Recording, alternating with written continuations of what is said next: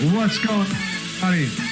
Welcome to the Awesemo.com NFL Deeper Dive, followed by the Injury Report and Live Before Lock. That's right. We're taking you all the way up to 1 p.m. Eastern Time Lock here on the channel, on the show. This is presented by No House Advantage. If you haven't checked them out yet, well, what are you waiting for, man? They got some awesome NFL contests. It's peer-to-peer player prop bets, which is what makes it a whole lot different than other sites where you're betting against the house. That's why they call it No House Advantage. They've got prop bets for basketball, football, baseball, PGA, all of them. If you haven't gone there yet, use the promo code Awesemo when you sign up. Get up to $20 in free money injected straight in your account to play on the site to win other free money using the promo code, again, Awesemo, AWESEMO. It's guaranteed cash prize pools, real cash prizes and contests, or you can create your own private contest with friends.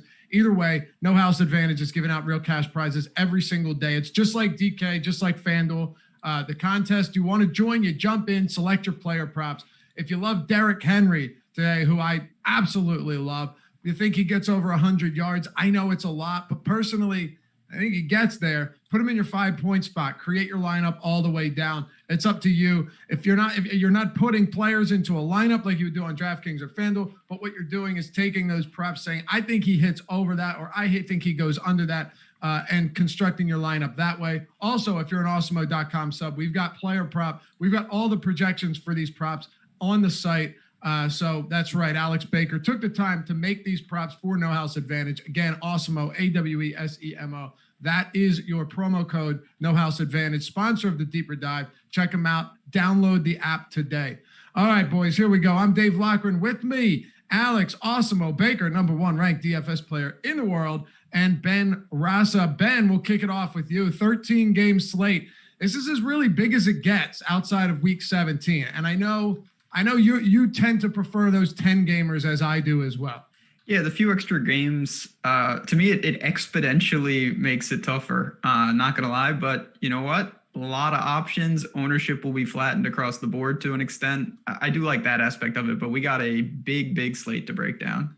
And Alex, we did On the Contrary yesterday. It's 2:30 Eastern time every Saturday. Brian Hooper joined us for that one. And there's a lot of injuries, right? There's a lot of guys who are sidelined or at least expected to be out. Chris Godwin, George Kittle, Kenny Galladay, and more than that, a lot of big name players that will not be active. And not just that, you look at the linebacker situation for Buffalo, both of them out, Richard Sherman on the IR. Like defensively, there's a lot of AJ Boye for Denver. There's a lot of players on both sides after 1 week, marquee players, big name players that are going to be sidelined for today. Yeah, I mean, this slate is going to be really interesting because we have all this data from last week that may be a little bit more difficult than normal to interpret because it's just 1 week to go on. And then we have all the injuries that you're referencing, and that's going to change everyone's roles a lot. It's creating a lot of chalk plays that are really good values. So it should be a really fun week.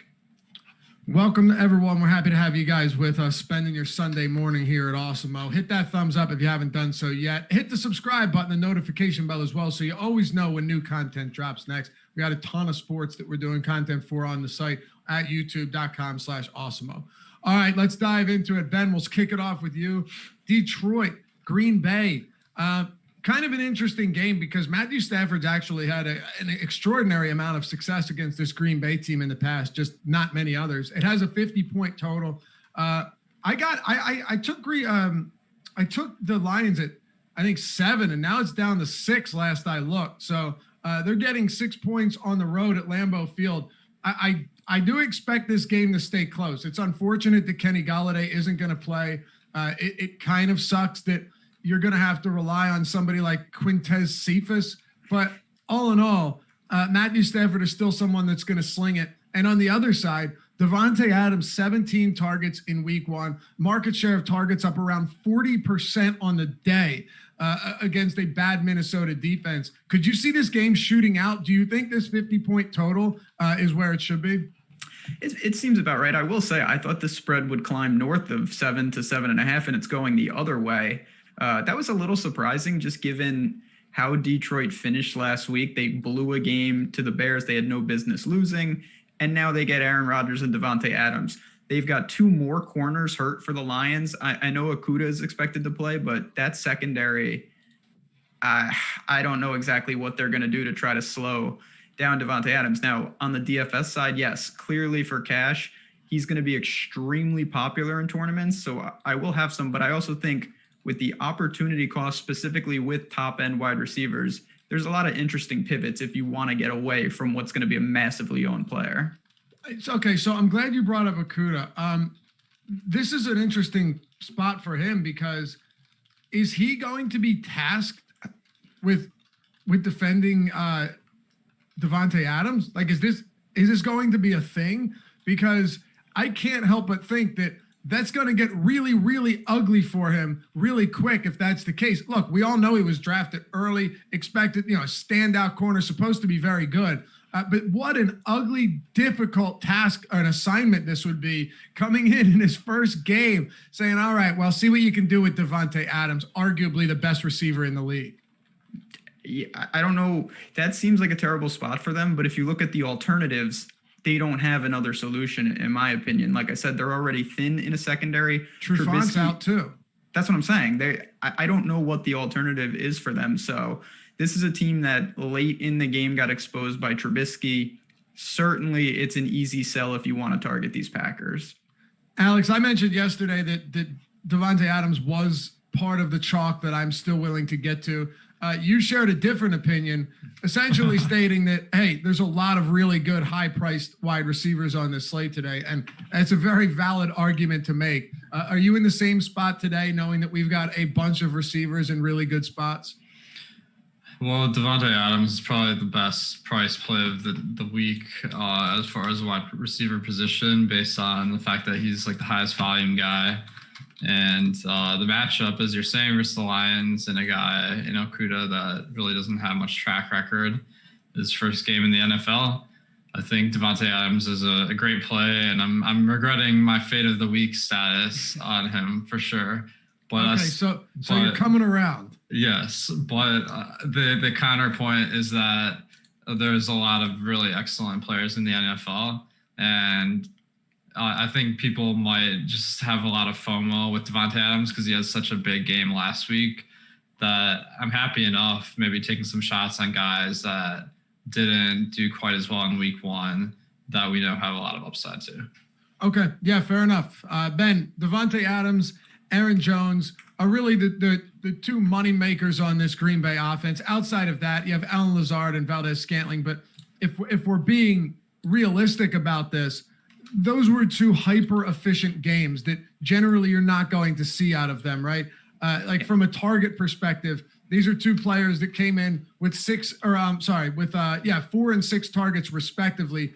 Adams saw 17 of the 27 wide receiver targets on the day. So I do think it was a little bit overblown in that, yes, Lazard played 87% of snaps, so that's encouraging. Yes, he definitely had enough looks to make it pay off, but these guys ended up combining for what? Allen Lazard was 4 of 4, and I think Scantling was 4 of 6. So they hauled in 8 of 10 receptions. You're not going to get that type of volume every week, but with Adams, you usually are. So I think those are the 2 guys. On the other side, what are we doing with Detroit? Peterson came in last week with a surprising big week.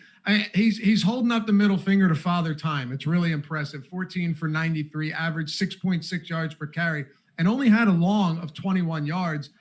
Curry Johnson, who many expected would be in a good spot, finished with only 7 of 14 on the day, was very underutilized. And DeAndre Swift showed some flashes, but the biggest thing to remember here, and the biggest thing that people are going to remember, is he dropped what would have been the game-winning touchdown in the corner of the end zone.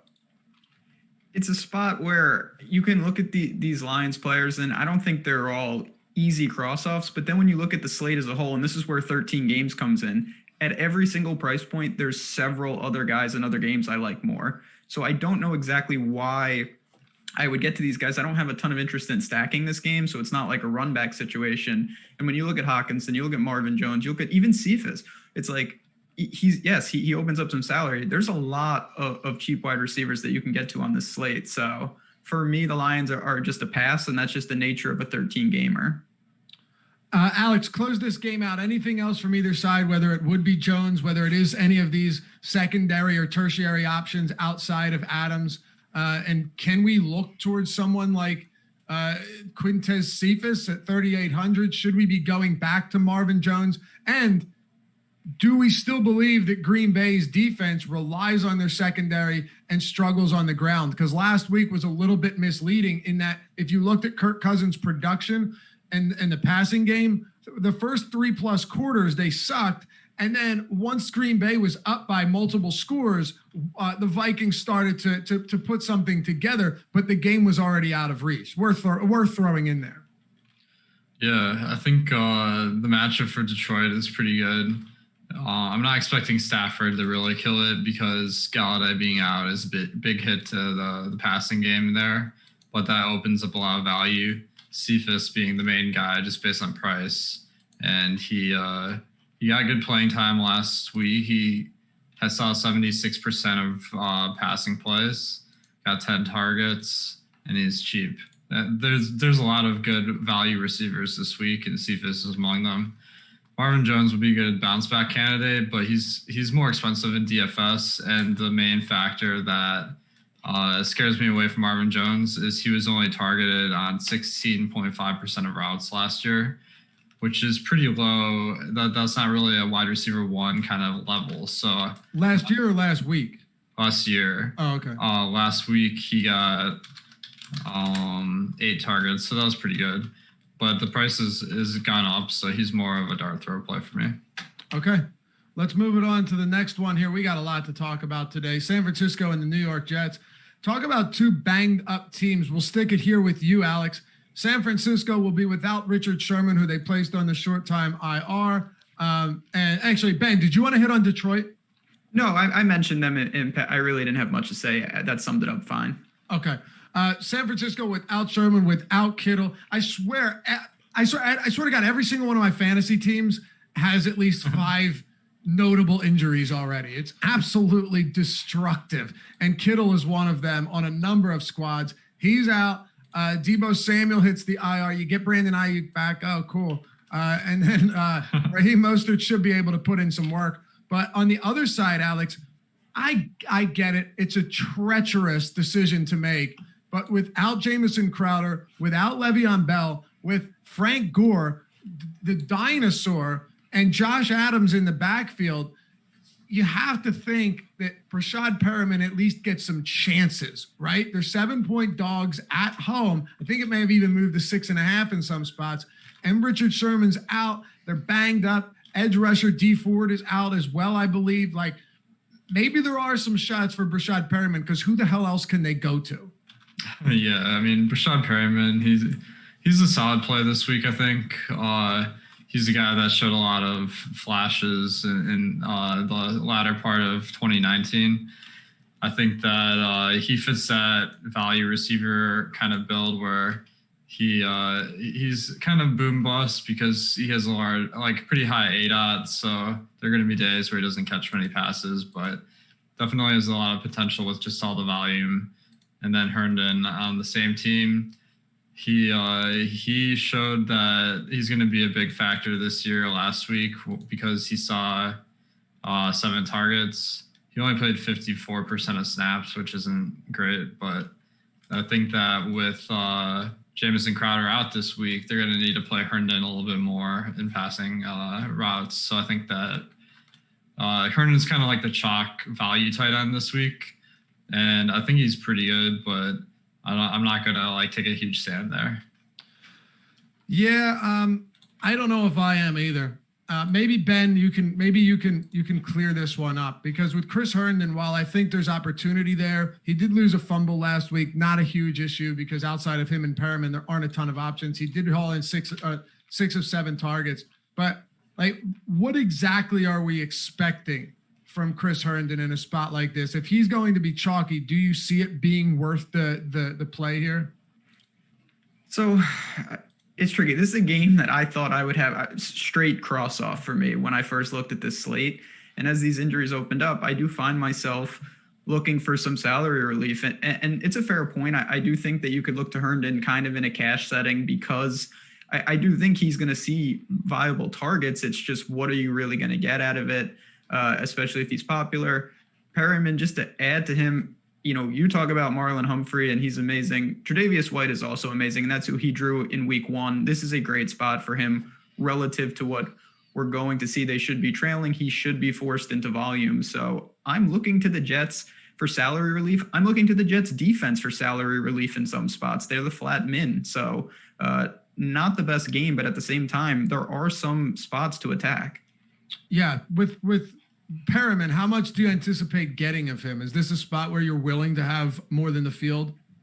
Yeah, I plan to be over the field on this. And I just think when you look at, we just talked about Cephas, I think Perriman's actually in a better spot overall. And I feel pretty comfortable putting him into lineups. So do I. Perriman right now, we're getting him around 7.7% ownership on DraftKings. Cephas at like 4. So a little bit of a difference there, but not crazy. Sticking with you, Ben, on the other side of this one, San Francisco, really it's ugly. Unless you want to take shots on someone like Brandon Ayuk or Kendrick Bourne, all of these guys who are not really going to provide much, or at least shouldn't be expected to provide much. You're probably looking to Raheem Mostert. He would be one guy that might make some sense. I will throw this out there, though. The ADOT for Kendrick Bourne last game was 12 yards, which was much higher than anyone else. Trent Taylor at 6, Jerick McKinnon, I won't throw, Kittle at 5. Granted, he was hurt.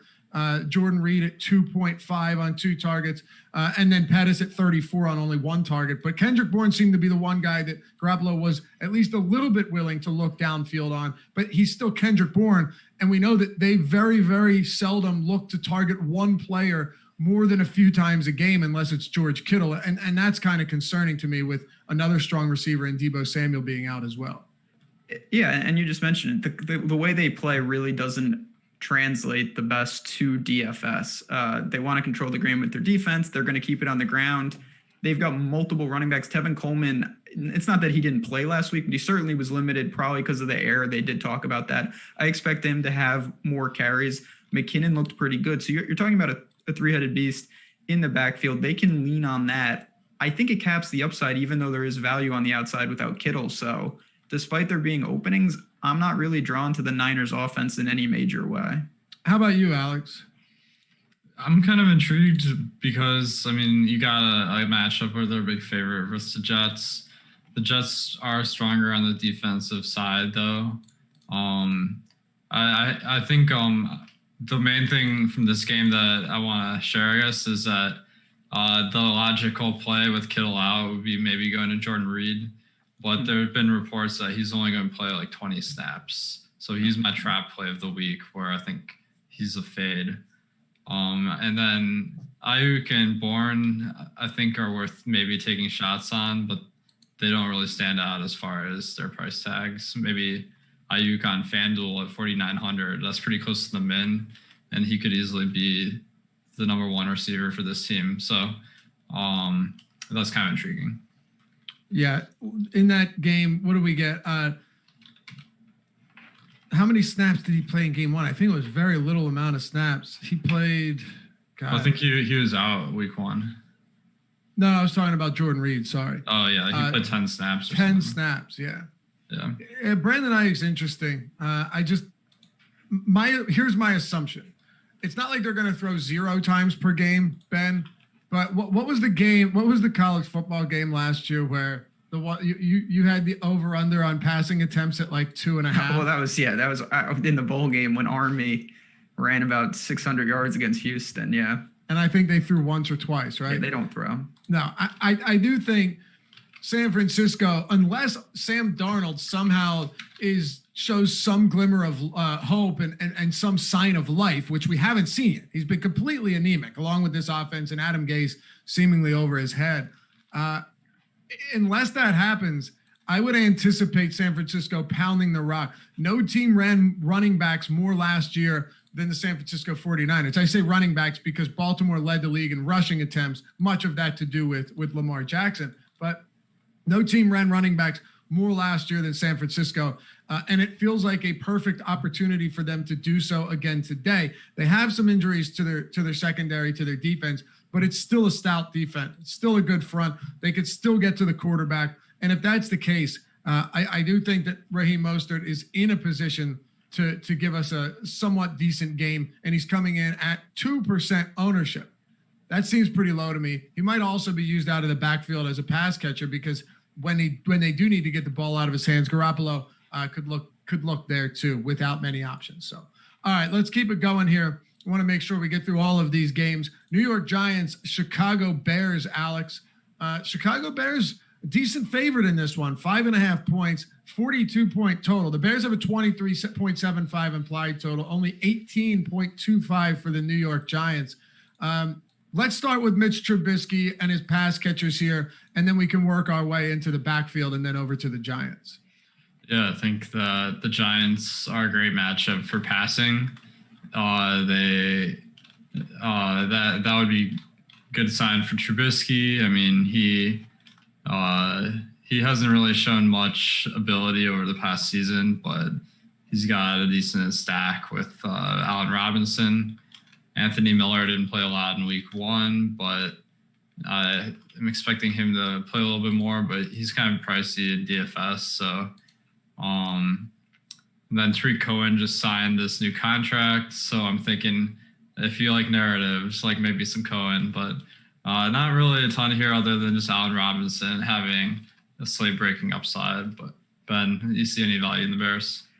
Yeah, I mean, I think last week it looked dire, but you know what? Trubisky pulled it out. And the thing, I don't want to say it's just a pure overreaction, but Anthony Miller caught the late touchdown. The one guy with the Bears, it was Robinson who didn't really get there. And I'm not deterred at all. I actually like him more now because the ownership is going to dissipate. And this is still clearly their top end wide receiver against a Giants secondary that's going to struggle all year. We saw, I mean, Juju, I've never seen a guy, these guys were running clear on Monday night against the Giants. I really don't think they're going to be able to fix that on a short week. So I like Robinson a lot. I'm not sure how much Trubisky I have. I don't mind it for salary relief, but I'm actually trying to pay up a little more at quarterback this week than I did last week. I actually like David Montgomery this week, and it feels gross to say. Yeah, that's gross. It's not, though. Look, 1% ownership right now, right? Projected for 1% ownership. Let me break something down for you that I think might be surprising to some people. Last week, David Montgomery ran 4 fewer routes than Tariq Cohen.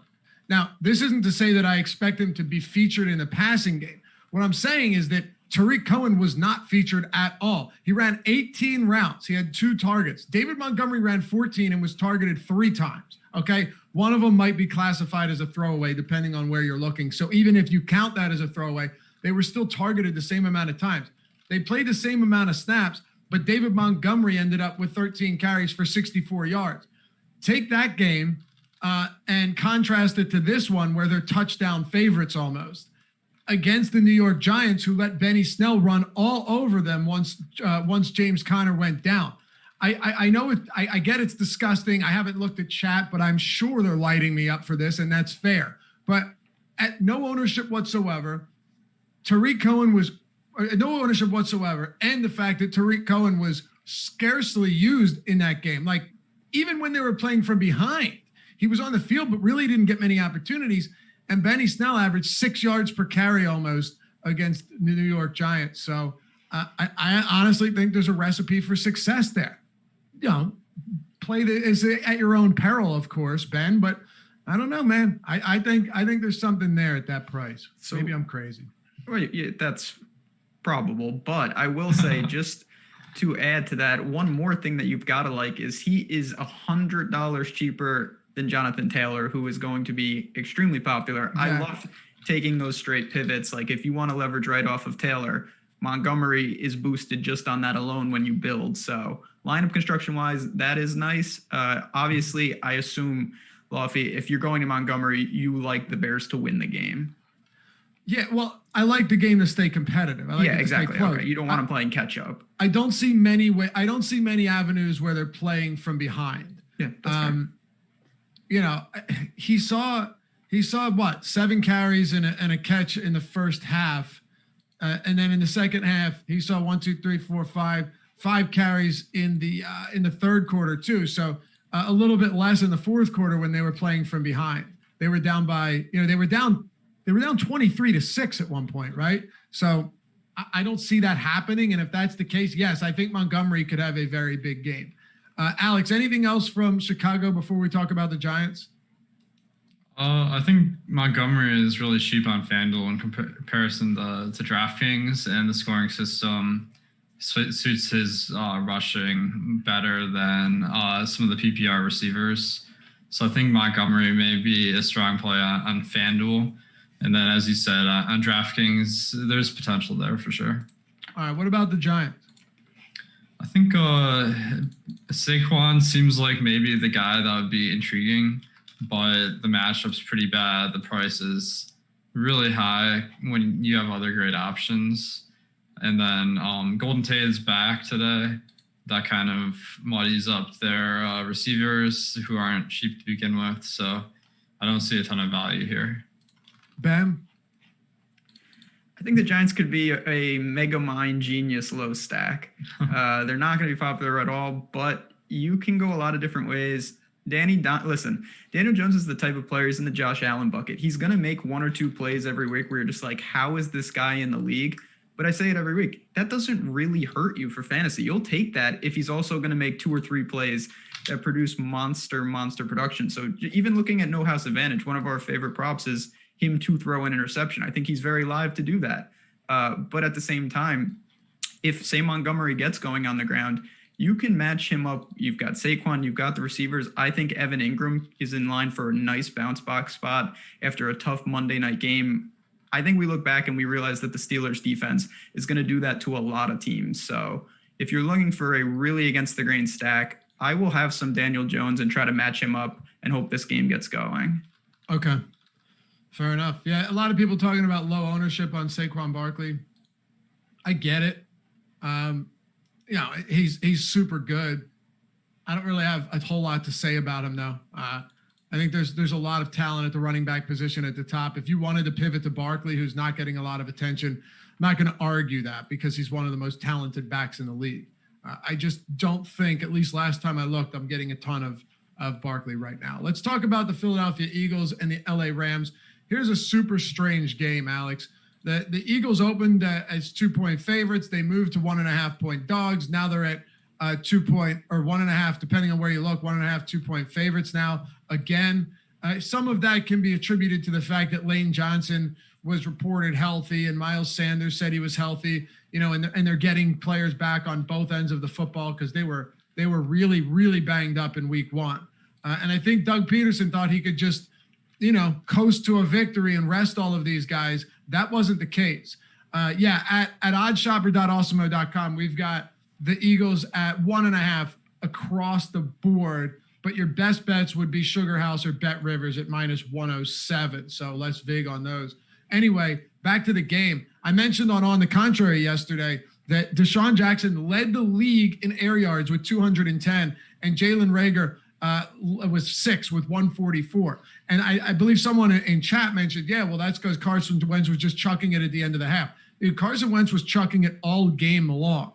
Doug Peterson's game plan was pretty bad, to be honest with you, because instead of trying to get the ball out of Wentz's hands easily or quickly as the offensive line broke down time after time, snap after snap, they kept winding up and throwing deep. So now that Lane Johnson is back in the mix, they might have more time to do that. I'll say it again. I'll say it all season. It's going to be one of the most volatile offenses that we get all year. You're going to have some very big weeks from the Eagles. You're going to have big weeks from Goddard, who saw a couple deep attempts and a deep touchdown, from Deshaun Jackson, from Jalen Reagor. There's going to be those big games, Alex, but there's also going to be games where the offensive line breaks down, protection breaks down, Wentz gets picked off and sacked and fumbled a ton, and they can't get the ball downfield, and you're going to be left really disappointed with the numbers. I think today is one where it's really tough to predict which version of Wentz, which version of this offense we're going to get. Yeah, I mean, I think that I can hear the passion in your voice for the Eagles team, man. But yeah, I hate them.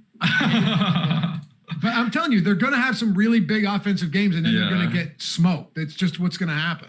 So I'm really hesitant to target receivers on this team because they use such a rotation on week one, even in a game script where they're highly motivated to really put out their best guys. But Rager and Deshaun Jackson only played 60% of snaps.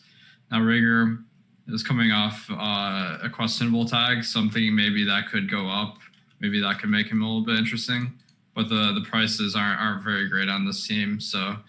The play I'm leaning towards is Miles Sanders because he's kind of going under the radar on a slate where there's a lot of hyped up running backs like Jonathan Taylor and Zeke and Derrick Henry. So Miles Sanders could be a pivot from those. But Ben, who are you feeling on the Eagles here? It's a tricky spot, like you said. I mean, they're going to have, when you don't have an offensive line, it can paralyze an entire offense at times. So I do think that Sanders is an unknown. Now, if he handles a full workload, he comes out here after not playing in week one. Clearly, flat 6K on DraftKings is a nice price and one to attack. But at the same time, I don't know if that's going to be the case in terms of what his volume would be. And then on the other, looking at the wide receivers and even the tight ends, I'm not staunchly against it, but I don't think the Rams is the best matchup, to be honest. And I don't see anything price-wise that has me super drawn into your boys, Lafe. I don't envision I'll get a ton of them today. I do think that I'm okay attacking the middle of the field with someone like Dallas Goedert. I think people are soon going to learn that Dallas Goedert is just as good as Zach Ertz. They drafted him early for a reason. He's getting zero ownership today.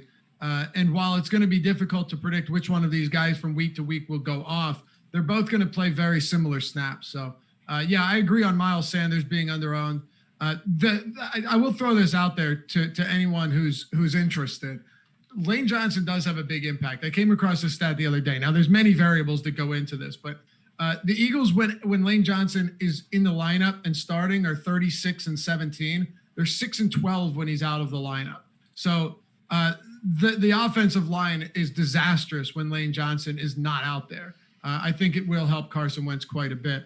And I do like the Eagles a little bit more than I did earlier in the week, knowing that they're getting healthy. If Miles Sanders and Lane Johnson are healthy and Deshaun Jackson for the time being is healthy, they still have the weapons. Again, they're volatile, but will I be taking some shots in tournaments? Yeah, no doubt about it. They have the ability to blow the top off of these any defenses with their speed. So I'll take some shots, hopefully have a little bit in there in case they do go off.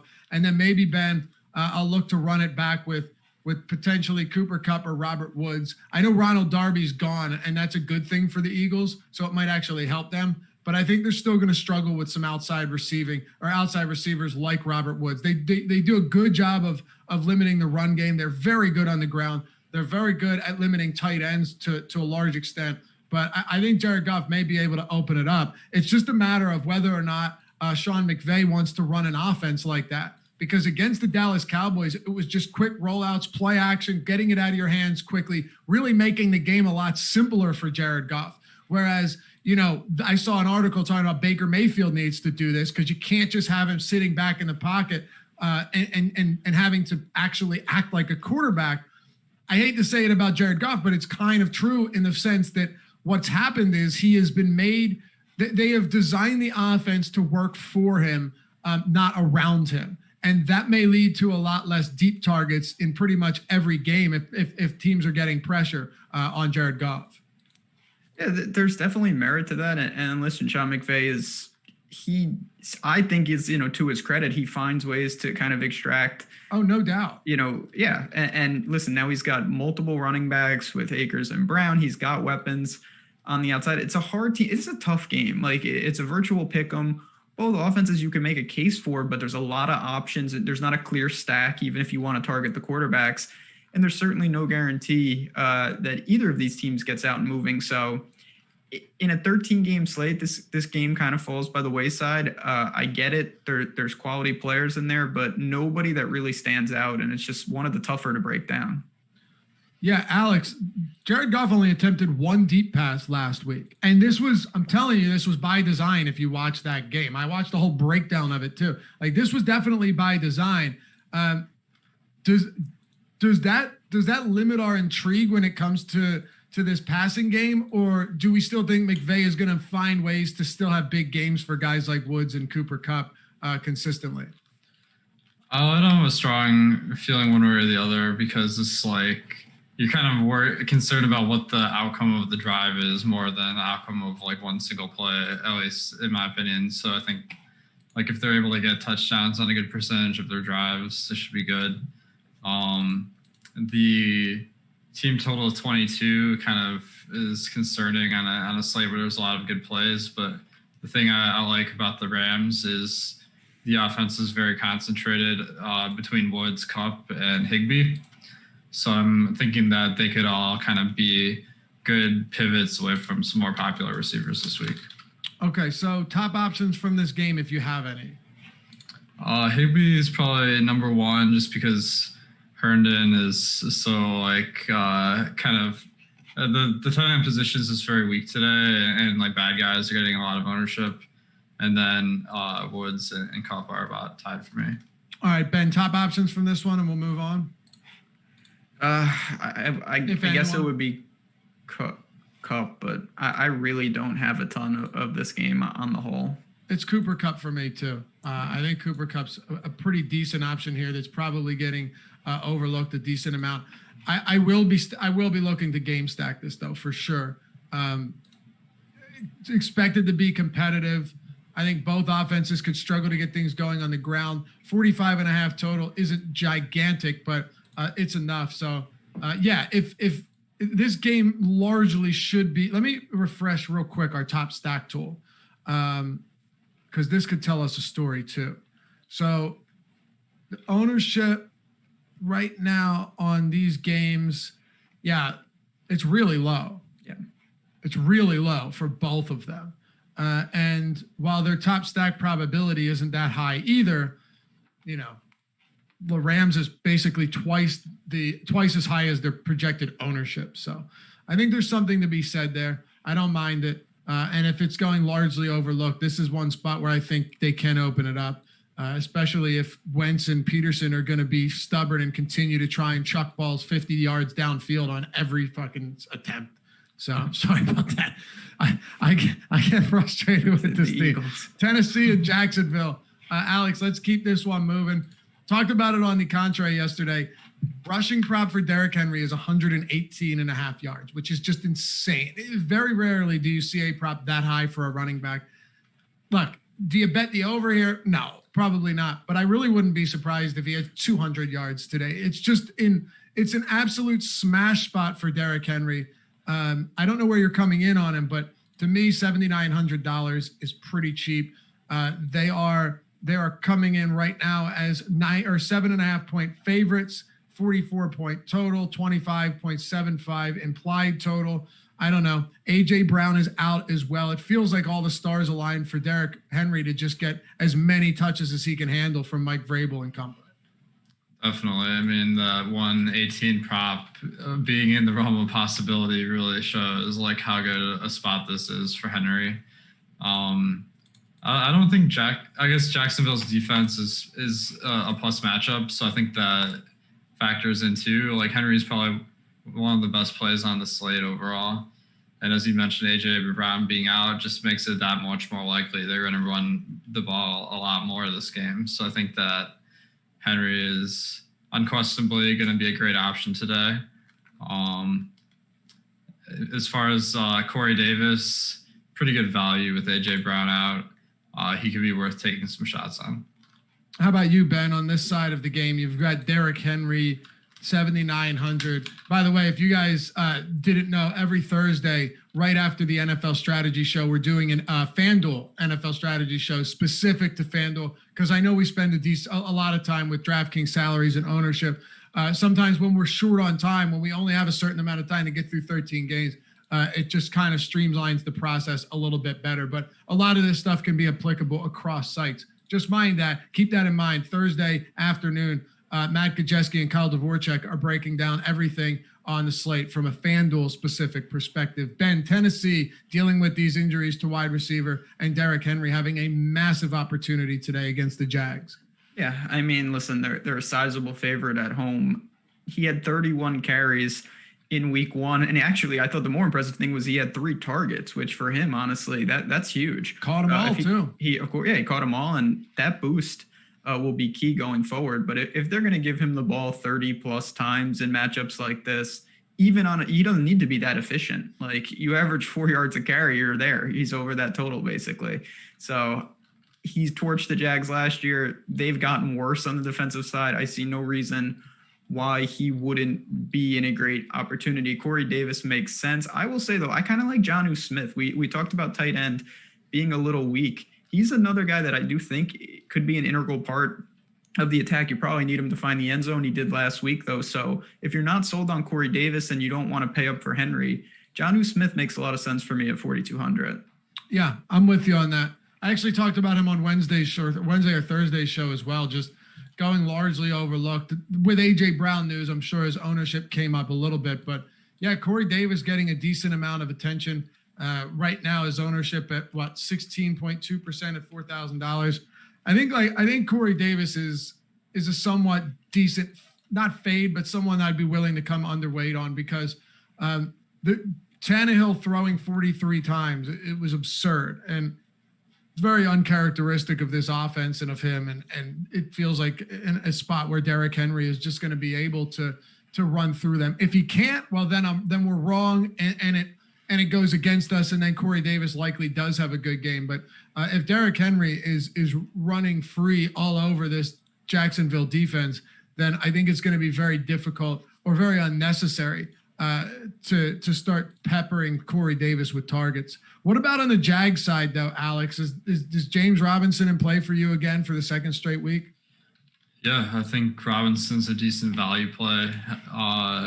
Jacksonville really shocked everyone last week. They were extremely efficient and actually played pretty well. So I think I have some optimism about the team. It's not really reflected in any betting odds, though. Their team total of 18 is one of the lowest on the slate. But James Robinson kind of makes sense because everyone's going value at receiver this week. So maybe just getting a value running back leads to a different build that might give you a little bit of a interesting line of construction. So I think he's in play, but definitely not a great play. But DJ Chark, he is kind of like the run back option possibly, but he's pretty expensive on DraftKings. On FanDuel, 6,700. That makes more sense. Ben, do you envision any game stacks here? Is it just a single piece of Derrick Henry or maybe Corey Davis? Like, are there spots where you're actually looking to run it back with, and it would be, of course, DJ Chark, but is this one that you want big pieces of on both sides? No. If Gardner Minshew completes 95% of his passes for the rest of the year, they won't get Trevor Lawrence and they'll be stuck with him. But I don't think we're going to see that. They were impressive against the Colts. This is not a good spot for them, so they may be playing catch up. There's just a lot of receivers there, though. Chark is their number one guy, but obviously, I'm a Laviska Shenault who scores in every career game in the NFL so far, so if we can keep that going. I don't like the game script for the ground attack for the Jags. I honestly think that Tennessee covers this number, even though it's very lofty. I do too. Yeah.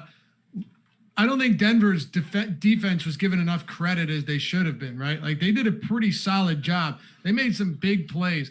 They stymied Derrick Henry. Yeah, you look at the final stat line and he's got on over 100 yards, but it took him 31 attempts. Like, they stopped him in the backfield a lot. They made life really tough. And the usual weekly battering ram in Derrick Henry wasn't able to do many of the things that he normally would. So, it's Derrick Henry for me, some Corey Davis, but I like Jonnu Smith quite a bit more than that, just because with A.J. Brown out somewhat, Tannehill needs to go somewhere. And while Corey Davis is clearly the top option here, I think Smith gets opportunities to do that and can actually create some yards after the catch as well. Ben, Tampa Bay, Carolina. Here's a fun one. Chris Godwin. It looked like Chris Godwin would be the one playing and Mike Evans might have been out, but that's not the case. They're 9.5-point favorites against Carolina, 47-point total. An underwhelming game for Brady and company last week against a Saints team, though, that is very good on both sides of the ball. Now it's a Carolina team that's had more turnover defensively than any other team. They got absolutely gashed on the ground last week. Yardage-wise, not as much, but Pro Football Focus ranked them dead last in run defense rating. They coughed up 3 rushing touchdowns to Josh Jacobs. And now you've got Ronald Jones at 5,200. It just feels like a price point that is lower than it should be. I mean, Bruce Arians kept his word and actually gave him the lion's share of targets or of opportunities. And sure, LaShawn McCoy was on the field a decent amount, but how much does that really matter if he's not touching the ball? Ronald Jones was getting a good amount of opportunities on the field, and that was when they were playing from behind in much of this. So I don't know. Maybe I'm on an island among the three of us, but I think Ronald Jones in a very favorable game script without Chris Godwin to boot could be a very good play at $5,200. Yeah, I have no problem with that. Listen, this is a good. I mean, this is a clear, obviously, bounce back spot for Tampa after a tough start to the season. They should get right here. Ronald Jones should be carrying the ball late in this game when Tampa is up. Scotty Miller, obvious salary relief on the outside. He's going to be one of those pay down options that people go to. The guy I don't know what to do with, to be honest, is Mike Evans. I didn't think he was going to play, so I honestly wasn't even really good. I was trying to think about what I would do without both of them. I'm not really drawn to him. Certainly if he was out and Godwin was playing, I would be drawn to Godwin, but I think I'm just going to pay down with Scotty Miller, use some Ronald Jones, maybe a little Tampa defense, but nothing else. I think they just kind of win comfortably. Okay. Yeah, McCoy did run 20 routes last week, so maybe he gets a little bit more involved. That was 9 more than Ronald Jones, worth pointing out, but I still think on the ground, Jones gets a lot of work done. Alex, what about you for Tampa? I agree. Ronald Jones is a good play this week. It's just a situation where Tampa Bay versus a really weak defense could be up big. He could get a lot of rushing attempts. It could go wrong because maybe Leonard Fournette in his second game for the Bucs gets a few more looks, but he was so not involved in game 1 that it would be surprising if Jones didn't see a majority of the carries. So I think he's a good value. Mike Evans with no Godwin stands out as a really good option as far as chalk wide receivers as well. Okay.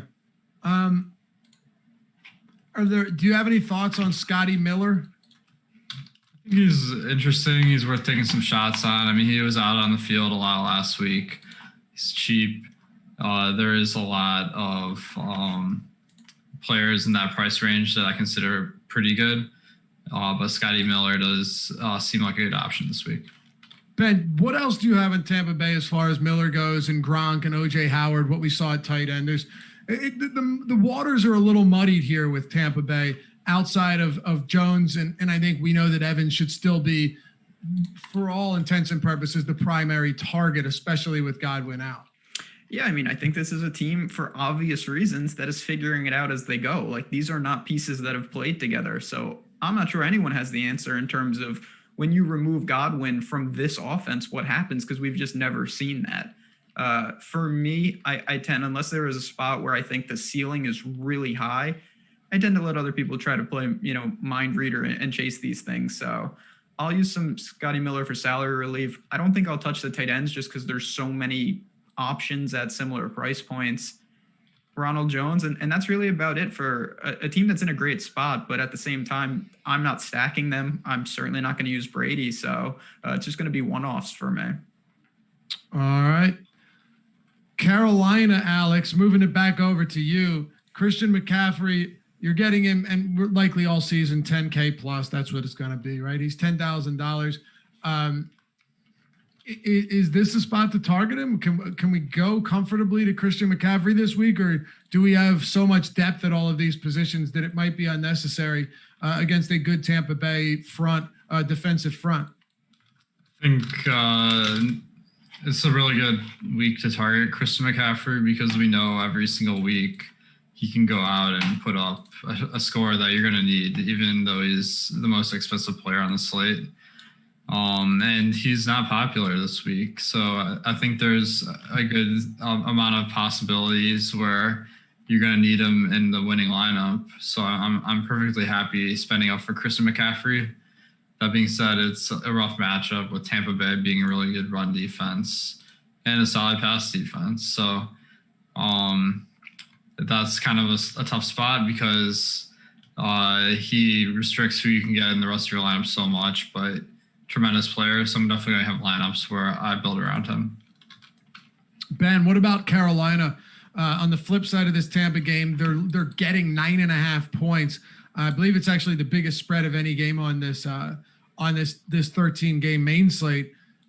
You have Christian McCaffrey and DJ Moore. Robbie Anderson was the shining light for the Carolina Panthers last week in that 34-30 game, that 4-point loss, to the Las Vegas Raiders. All these stupid team name changes. Too many changes. It's absurd.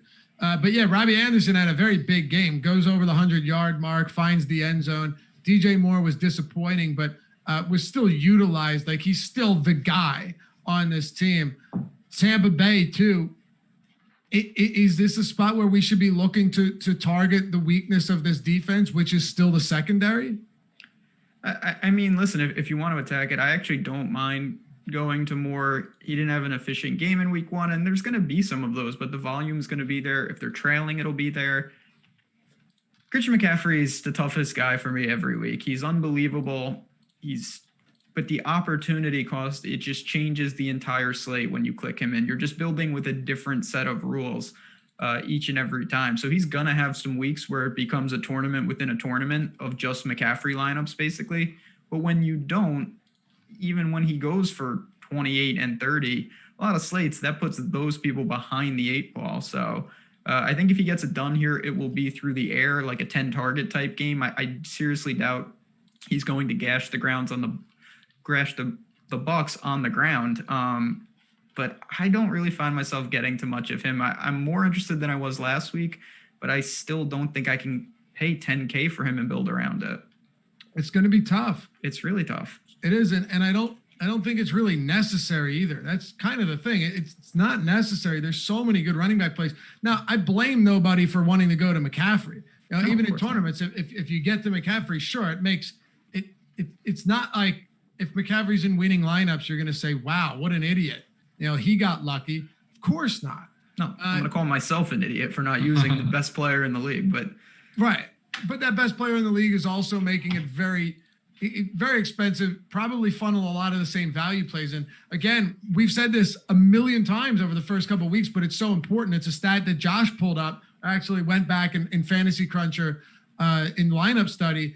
And 1 week of the year when Christian McCaffrey was 10K or higher was he actually needed to win tournaments. And in that week, I think he only had like 17 fantasy points. It just so happened that rostering McCaffrey, Alex, was funneling you into a very specific build. So that's not the end all and be all. It was only like 9 weeks that he was above 10K. But it goes to show you that a guy can be the best running back in the league and still not be necessary, even if he has a 30 fantasy point game, if you have a $7,900 running back go for 45 or something like that. Yeah, I mean, that's what makes NFL lineup building so interesting, is because there's like so many different players that can go out and get a score that you're going to need to win a tournament. We saw it last week. It was Devontae Adams and Adam Thielen. This week, who knows, right? So it is worth taking some shots on guys with that potential, regardless of kind of any other circumstances, because the ownership, because he is expensive, kind of makes up for the matchup being a little bit tougher.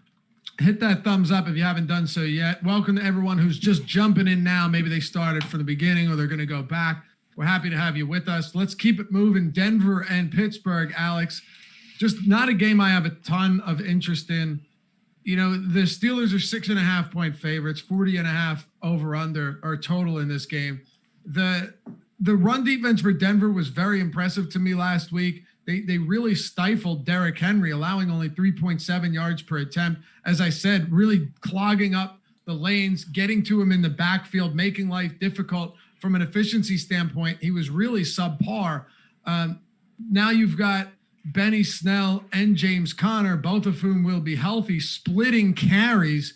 That's ugly against a good run defense. Sure, they might have the lead, but I actually expect this game to stay relatively close. The big problem is on the other side, does Drew Lock have enough, and I know this is Ben's boy, but does he have enough to be able to combat a very good Pittsburgh defense? I mean, this Pittsburgh defense absolutely crushed the Giants offensive line.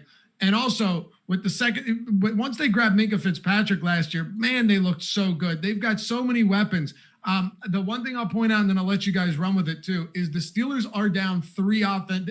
Their offensive line is beat up pretty bad. Wisniewski, DeCastro, and Banner, all 3 of whom would have been adding depth to this offensive line, are out. So that might be one spot that you can really hurt them. But it concerns me. Like, why, if they can't, if the pass protection and run protection and run blocking, could be a big issue with a battered offensive line, I'm a little bit worried about this Pittsburgh offense. But go ahead, Alex. Yeah, I think Denver's in a tough spot today versus Pittsburgh. I probably am fading everyone except Melvin Gordon, who maybe gets the bump with Lindsey out. Pittsburgh, I think, actually is going to be pretty popular today. At least one player, Deontay Johnson. He got 10 targets last week. And, I mean, people were kind of calling a breakout season this year. But I just feel like that that hype from the 10-target game may be a little bit overblown because there are other good receivers on this team as well. So I kind of prefer some other value options this week other than Deontay Johnson. And then, as you mentioned, with James Conner and Benny Snell splitting carries, that kind of makes both of them really long shots in DFS. So not really landing on a ton of Steelers. Ben, you got Steelers? Not really. This is a game that, honestly, these are 2 teams that to me are just better teams than possibly DFS teams. And the way the Steelers are constructed, Lofty mentioned it, I am worried a little about their offensive line, and I'm not sure there's a pecking order in that backfield. You got playmakers on the outside, but again, the targets I think will be pretty fluid week to week. And the Broncos defense, I'm going to echo what Lofty said earlier in the show. I don't think people realize how well they played against the Titans. Yeah, they were very fortunate. They should have won the game. That's a whole nother show for don't get me started. No. I already did this on another show. Yeah. Anyway, the whole point is that this defense, even without Von Miller, is certainly live to cause some problems. So I could make a case for targeting Denver's defense as a streaming play if you think they can get pressure on Big Ben, but I don't have much from this game at all. I think it goes pretty ugly and pretty low scoring. Yeah, I do too, but it seems like you and I are kind of in the minority here, Ben. So I don't know. Yeah. AJ Boye being out definitely doesn't help them, but like there's depth to this defense. They're a good defense. And like you said, they should have won that game. They had every opportunity. They squandered a 4th and inches at the goal line, and then forgot how to call timeout. So Tennessee's not a bad football team. And that game was very, very competitive because they sealed off their best offensive asset in Derrick Henry. I will say Corey Davis had some opportunities out of the slot and produced there. Juju Smith-Schuster has an opportunity to do the same, and with no AJ Boye is definitely going to help. So look, I get the attention going to these wide receivers. I would just caution you that we saw what happened to someone like Carson Wentz last week when your offensive line is decimated. It is such an important element of the game that sometimes in DFS we overlook. I would urge you just to at least consider that when questioning whether or not Big Ben is going to have the same time he had last week. Alex, how about Denver? Anything for Denver here with Phillip Lindsay out? Yeah, I think that really makes Gordon kind of a higher volume play because I feel like the team values Lindsay a lot more than Royce Freeman, who's going to come in as the second running back here. So I think Gordon is kind of intriguing on a slate where there's a lot of running backs in that price range that may be a little bit sexier. We know in NFL it's all about, just who gets the touchdown. So like the chance that Gordon is the one that breaks the slate are a little bit lower, but I don't think he's going to be the high owned play in this price range. So I'm a little bit interested. Ben, you're a Drew Lock guy. I'm a huge Noah Fant guy. Tweeted before last week, said, let's go. It's time for the breakout. And hey, he didn't disappoint. I think he's going to disappoint today. I just have too much respect for Pittsburgh's defense. Maybe you have a different opinion for the Broncos today. No, there's a lot of, even Jerry Jeudy, he had some bad drops, but he's going to be fantastic. There's no doubt. Melvin Gordon's going to have his chances, but Saquon had his chances too. And we saw he wasn't going to ever crack 100 yards, no matter how many carries they gave him. So if they can get Gordon involved, maybe in the passing game, rack up some targets, I could see it just on the volume, because for Denver to win this game, I don't see any scenario where Melvin Gordon isn't heavily involved in that offensive attack. Yeah, correct.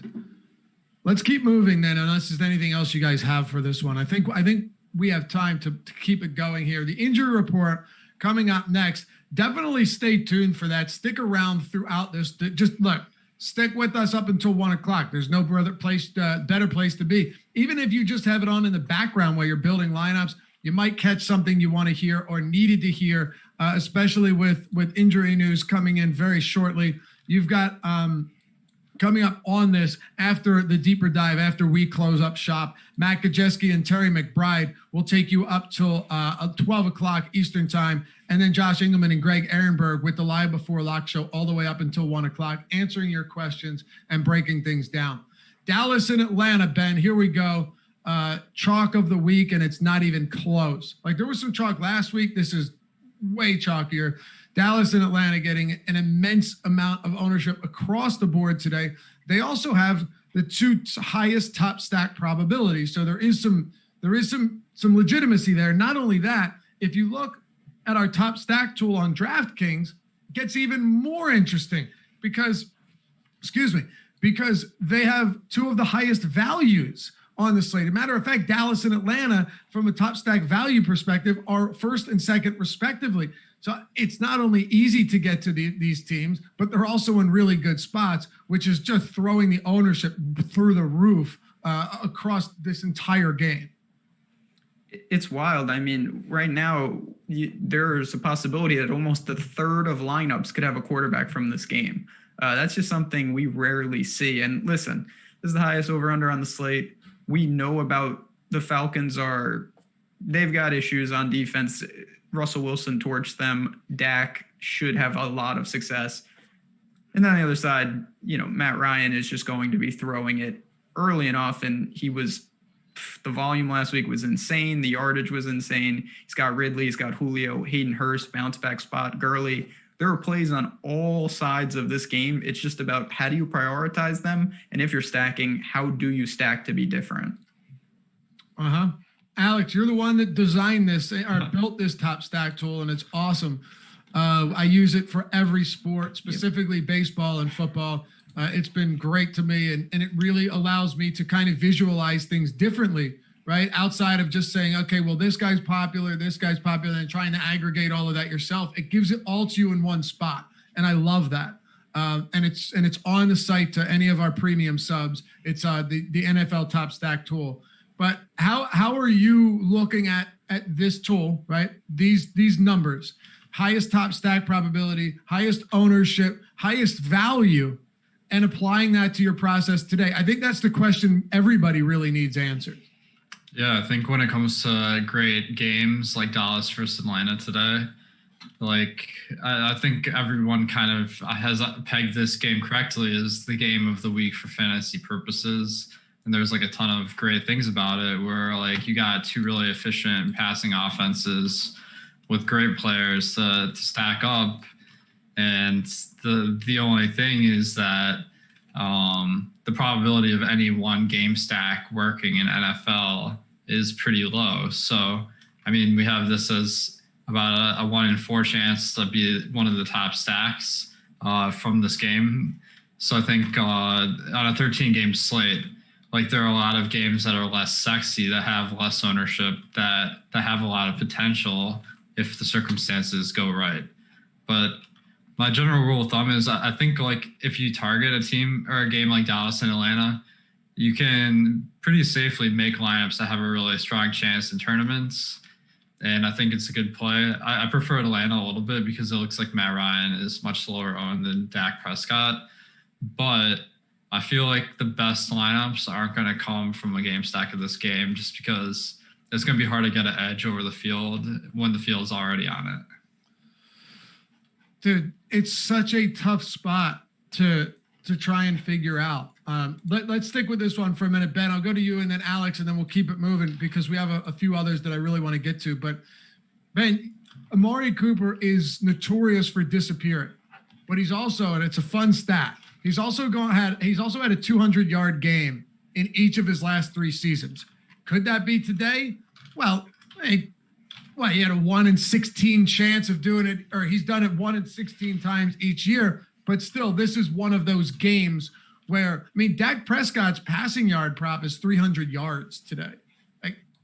And Ryan's is up there as well. Maybe they're a little bit less than that, but they're very close. You can check it out on OddsShopper.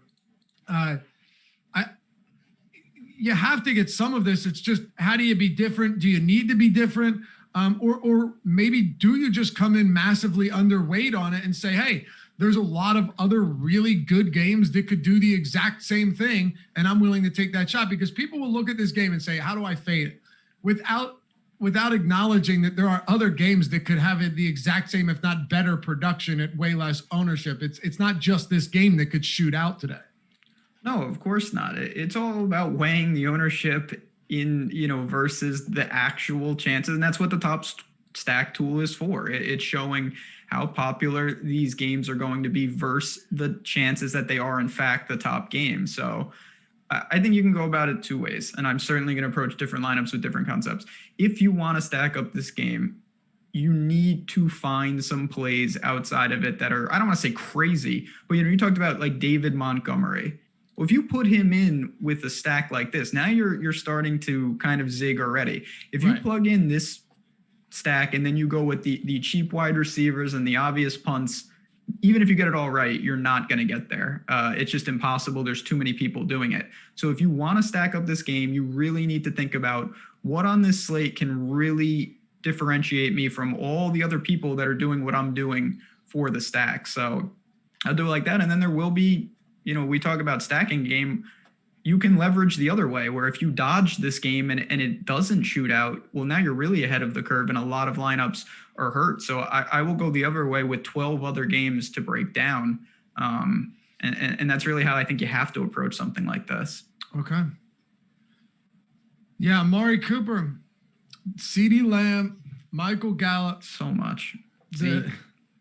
The pricing, I wish DraftKings had actually priced them up a little, because 6,300 and 5,600 and 4,700, they're just begging to be played. So I'm definitely going to have some of this game. There's no doubt about that. But I don't feel like I need to have this loaded up in every lineup. There's just so many other spots that I really like.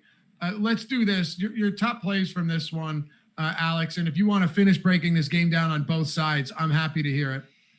Yeah, I think that CeeDee Lamb and Amari Cooper have the most hype, and they're certainly good plays. That's kind of leading me to Michael Gallup as maybe a good option, because I feel like he was even better than Amari Cooper last year statistically. So one game's not going to change my take on that. Last game, Amari Cooper got 14 targets, Gallup got 5. So I think the public's going to be on Cooper. Gallup could be under the radar. For Zeke, I think he's a great play, particularly on FanDuel, where that running ability he has is valued more. So that's kind of how I'm approaching Dallas today. Okay, Ben, top options from this game? It would be, I'll be in line, Gallup and Zeke for the Cowboys. On the other side, I think that Hayden Hurst is really interesting. He was the one guy for this offense that didn't really hit the ground running in week 1. So I'll go to him, and I'll go to Gurley on the ground. I'm not saying don't play the receivers, but if you want to be different, you can absolutely look to those guys on the Falcons. I think they're in great spots. All right. Steve, thank you for the super chat, brother. He says, I feel like Laffy's going to need to buy alcohol after enduring Sixers basketball and Eagles football. I've been stocked up for a while, dude. I've been waiting for this moment. And To Manny C, appreciate you. He says, thanks for all your hard work. Awesemo, continually setting the standard in the industry. Thank you to both of you guys and everyone that helps support us, even by hitting that thumbs up button. We appreciate you all. Do we need to spend a little bit more time on Atlanta? Alex, did you want to hit on Gage or Ridley coming off a monster game? Boy, that made me happy to see that. I've been all over the Ridley hype train. So to get that huge one, even a garbage time touchdown, I don't care. At the end of the year, stats are stats. So do you want to break down Atlanta before we move on to Minnesota and Indy? Yeah, I think Atlanta is a great target today. High owned, but I think they're worth taking shots on. Maybe Julio is kind of like the not trendy play after Calvin Ridley had a big game. There are a lot of contrarian players though, so I think they're both going to be pretty high owned. Russell Gage played a lot more than I was expecting, I think. And I'm pulling up the snap count. He played 83% of the snaps, got 12 targets. He really stands out as maybe a player that's on the rise. And then Todd Gurley is probably going to be pretty low. Usage wasn't great in week one. He only ran routes on 27% of snaps. He got a lot of the rushes though. So one contrarian way you could build this game, and optimizers are going to hate it, is that you could have Todd Gurley as kind of like maybe a contrarian play, and then you fade the rest of the game to really get a lot of leverage versus the field. Okay. Anything's possible. Let's talk about, it is, I see what you're saying.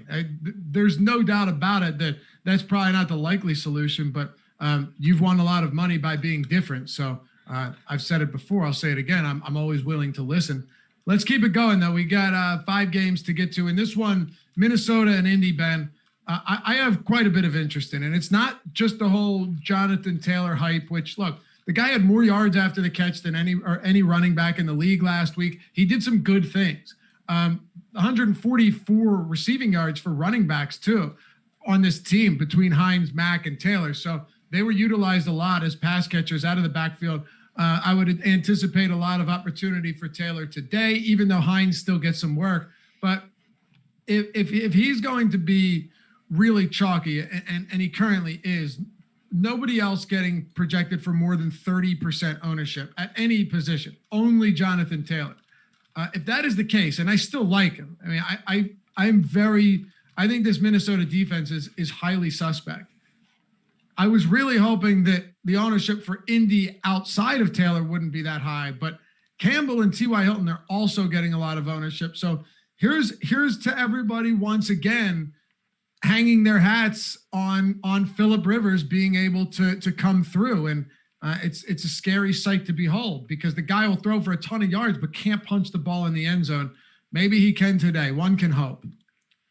Yeah, I mean, so far for the Colts season, it's you love their skill position players, but I'm certainly not sold on Rivers. Now, Doyle is out, Mack is out, so I do think it'll be condensed a little bit. And I just want to make a quick case. Honestly, it's a 2-point thing. One of the many reasons that I love Odd Chopper is we have a function where you can search props by player. And one of the guys that I did that with this morning was Nyheim Hines. And you look, in over 3.5 receptions is plus money across the industry. We know how much Rivers checks down. And yes, Jonathan Taylor is going to be involved.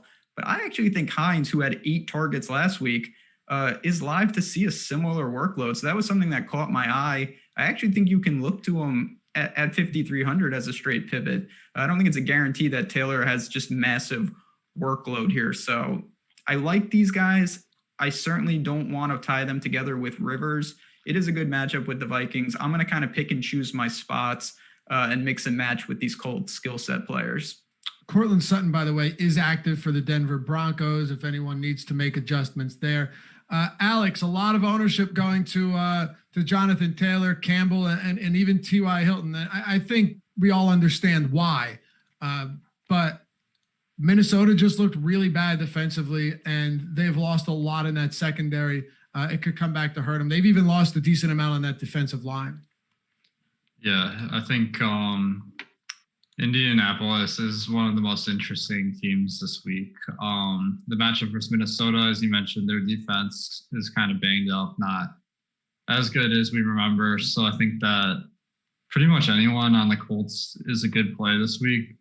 Nyheim Hines and Jonathan Taylor scared me a little bit because they don't have like a long track record of being good fantasy players, but the opportunity is there with Marlon Mack being injured.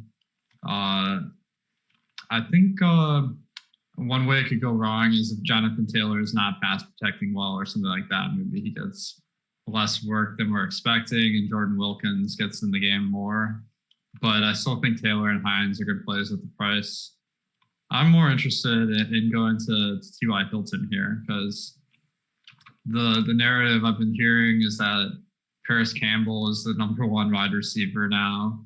And he had a good game. He got 9 targets in week 1. He ran routes on 82% of the plays. T.Y. Hilton also got 9 targets, and he ran routes on 84% of plays. So I think the price on T.Y. Hilton at 5,700 on DraftKings and 6,300 on FanDuel is just like way, way too low. And I think I'm going to be well over the field given that a lot of other wide receivers are picking up a lot of the ownership there. I anticipate myself having a lot of T.Y. Hilton as well. I really do. And I like that call a lot. I like this entire Indy team. Again, I come back to it. The Minnesota defense, I think, is really, really going to struggle this year. I don't think that was an anomaly against Green Bay. Sure, Aaron Rodgers was hyper efficient, but I really expect this to be a great spot going forward throughout the rest of the year until they get these issues fixed. Ben, on the Minnesota side, Dalvin Cook, Adam Thielen are really the two guys here that are going to be getting the bulk of the attention every single week, whether they're popular or not. They will be the top options, the go-to options in this offense. Are you comfortable running back with either of these guys? What are your thoughts for the Vikings? Yeah, I mean, it's a obvious offense that is built around now, with Diggs gone, you got Thielen, you got Cook, and they're going to need to do the heavy lifting. I don't mind that. Again, I'm not stacking the game because I don't like Rivers, so I'm not immediately drawn to it. I think Dalvin Cook is my favorite play from the Vikings just because Thielen kind of emerged as the run back from Rodgers and Adams last week. So if you want to pay up at running back, he's one of those guys, but you're competing against Henry and Zeke and McCaffrey and many others. Okay. Do you have interest in Minnesota, Alex? I think, they got really good fantasy players in Cook and Thielen, so that's intriguing. One of my favorite bets was from this game, BC Johnson under 30.5 yards. But, regardless, he's not really fantasy play, so I won't really break that down. But Thielen, he had a big game last week, and it makes sense because without Diggs, you should get a ton of targets. And then Cook is just a really solid player that may be going overlooked a little bit this week because there are sexier picks. Okay.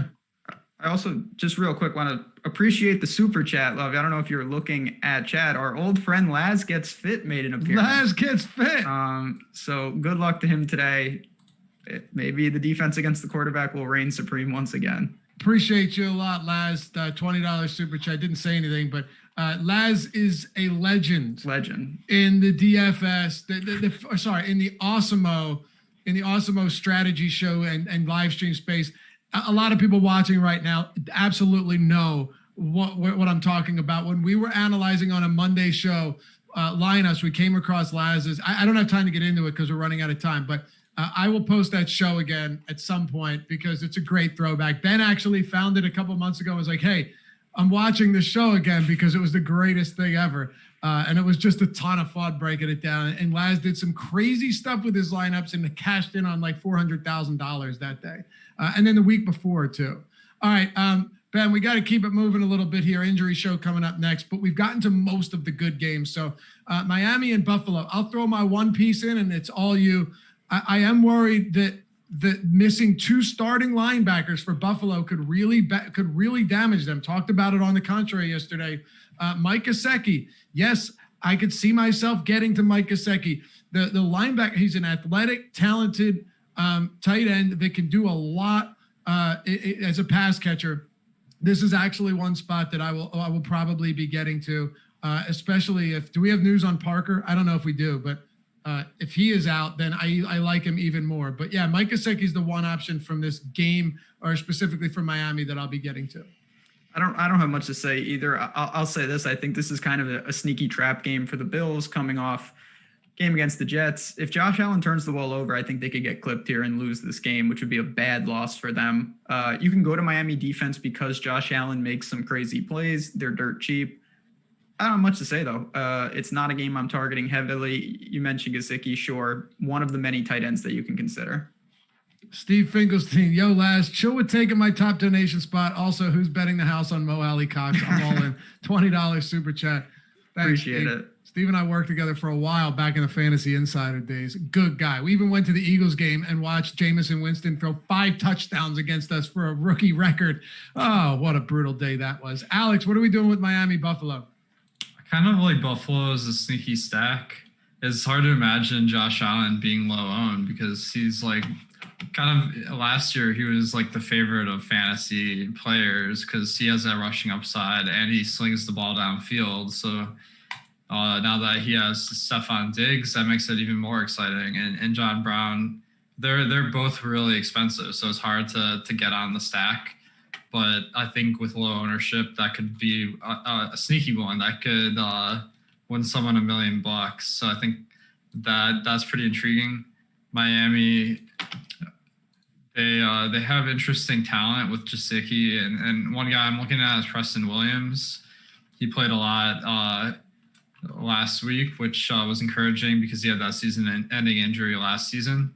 But he's a great talent, and if he can make a step forward this year, he could really win people some money. So I think that there's some value there.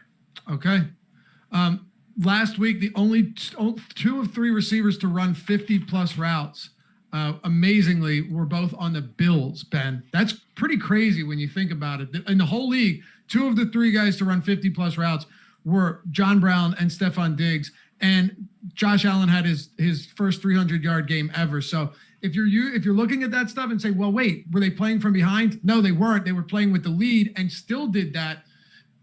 We might see some differences if their ground game struggles a little bit. You might begin to see some of that happening. By the way, one bet that's kind of interesting if you're willing to take a little bit of a risk. Zach Moss plus 200 to score a touchdown. He had 10 red zone looks last week. 10 red zone looks. They are going to use him once they get into the red zone over Devin Singletary. So if you like some long odds stuff and you want to throw a little bit on that and have some fun sweating it, I think Zach Moss plus 200 to score, given his opportunities last week, is in play. All right, Ben, Arizona and Washington. Floor is yours on this one. The Cardinals are 7-point favorites. Washington coming off a surprising win, but 7.5 points now, 46.5 point total. Yeah, I mean, listen, I think Kyler's going to be popular once again. I think he's cash viable, 90 yards on the ground. If he's going to continue to run like that, he is going to launch himself into that top tier. Christian Kirk is in a nice bounce back spot. He was sacrificed to Richard Sherman last week. He got the flat goose egg. I shouldn't say no one's going to be on him, but he's certainly not going to be nearly as popular as he would have been had he had a good game. So at 4,300, I don't mind going there. I'm interested to see, though, how they handle the football team's pressure. Almost got caught there. The football team's pressure really took it to your Eagles. I don't know if that was more of the Eagles or more of their talent in the front seven. So that's my one thing I want to keep an eye on, but I wouldn't fault anyone for targeting this Cardinals team. Yeah. How about you, Alex? I think they're in a really great spot. The Cardinals are going to be fairly popular today. But Hopkins, man, he just had so many targets last week. Kenyon Drake, I don't hear people talking about him a lot in the industry, but he stands out as a great play in a spot where Cardinals are big favorites versus the football team. And there's some murmurs that Chase Edmonds may be outplaying him a little bit, but I'm willing to overlook that in a one-game sample size. So I think Kenyon Drake's a really good play. I'll probably have a lot of them. Logan Thomas is going to have some ownership. I get that. I don't hate it, but I will say this. If you're running back an Arizona stack with Thomas instead of McLaurin, that doesn't make a lot of sense to me. I just have a tough time thinking that's going to get you there. just my personal opinion, but I'd much rather run it back with McLaurin. I like Drake and I like DeAndre Hopkins. I don't love this game as a whole. I don't love anything from the Washington run game. Gibson's going to be under-owned for a reason. I don't anticipate him getting a ton of opportunities. And Riverboat Ron said as much. Hey, we're working him in. We thought he looked good, but he still has a ways to go. So McLaurin running it back. I don't mind getting away from Thomas. I really don't. If he's going to be chalky, this is one spot where I have no problem looking elsewhere. But in cash, I would imagine I'm going to have him. So that's my take on Arizona. Let's keep going here. We got 2 games to go. Not a lot of time. I don't think we'll have much time to spend on Baltimore and Houston. So let's go Baltimore, Houston, and then we'll actually close it out with the Chiefs and Chargers. We might go a minute or 2 late, but Ben, Baltimore and Houston, the Houston Texans looked really bad last week. They're big dogs again today. Is there any silver lining here? And what are we doing with this game? Because it's not one that I have a ton of. No, I mean, I'll just say I couldn't imagine a worse stretch to start your season. You're Thursday at the Chiefs, and now you have to deal with the Ravens. They get the long week. That's the only positive that I could say. I guess you could look to David Johnson. No interest in Fuller. Brutal matchup. Pass for me on a 13-game slate. Okay. This game are you passing on?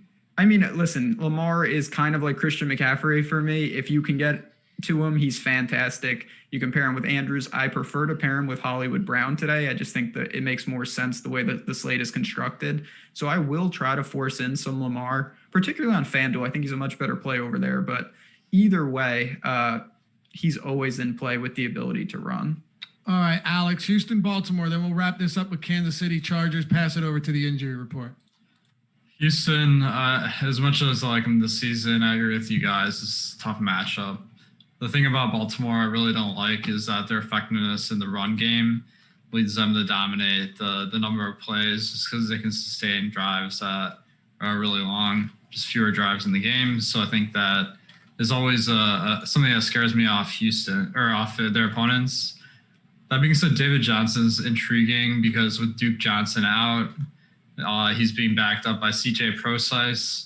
If this game is competitive, it wouldn't be surprising to see David Johnson see significantly more of the snaps compared to last week. So Baltimore, I think the Brown and Andrews are intriguing tournament options, but the prices are pretty high. So not my favorite target this week. Okay. Let's close it out here. Thanks to all of you guys for sticking with us, as always, every single Sunday. We got like 2,500 people watching right now. Hammer that thumbs up if you haven't done so yet. Alex, I really like Austin Eckler this week, and I think there's just too much upside there. A lot of people are worried, saying, well, he didn't get any opportunities last week in the passing game. I get that. But 4% ownership, 6,500. I still think in a game where they're likely playing from behind for large stretches, if not all of it, I'm still on board getting there. He still ran 22 routes in this game. No other receiver ran a single route in this game for the Chargers. And I think even though Tyrod Taylor's a rushing quarterback, he's going to have to get the ball off to somebody like Eckler a lot today. So if you go on oddshopper.awesemo.com and search Eckler, you can also get over 33.5 receiving yards.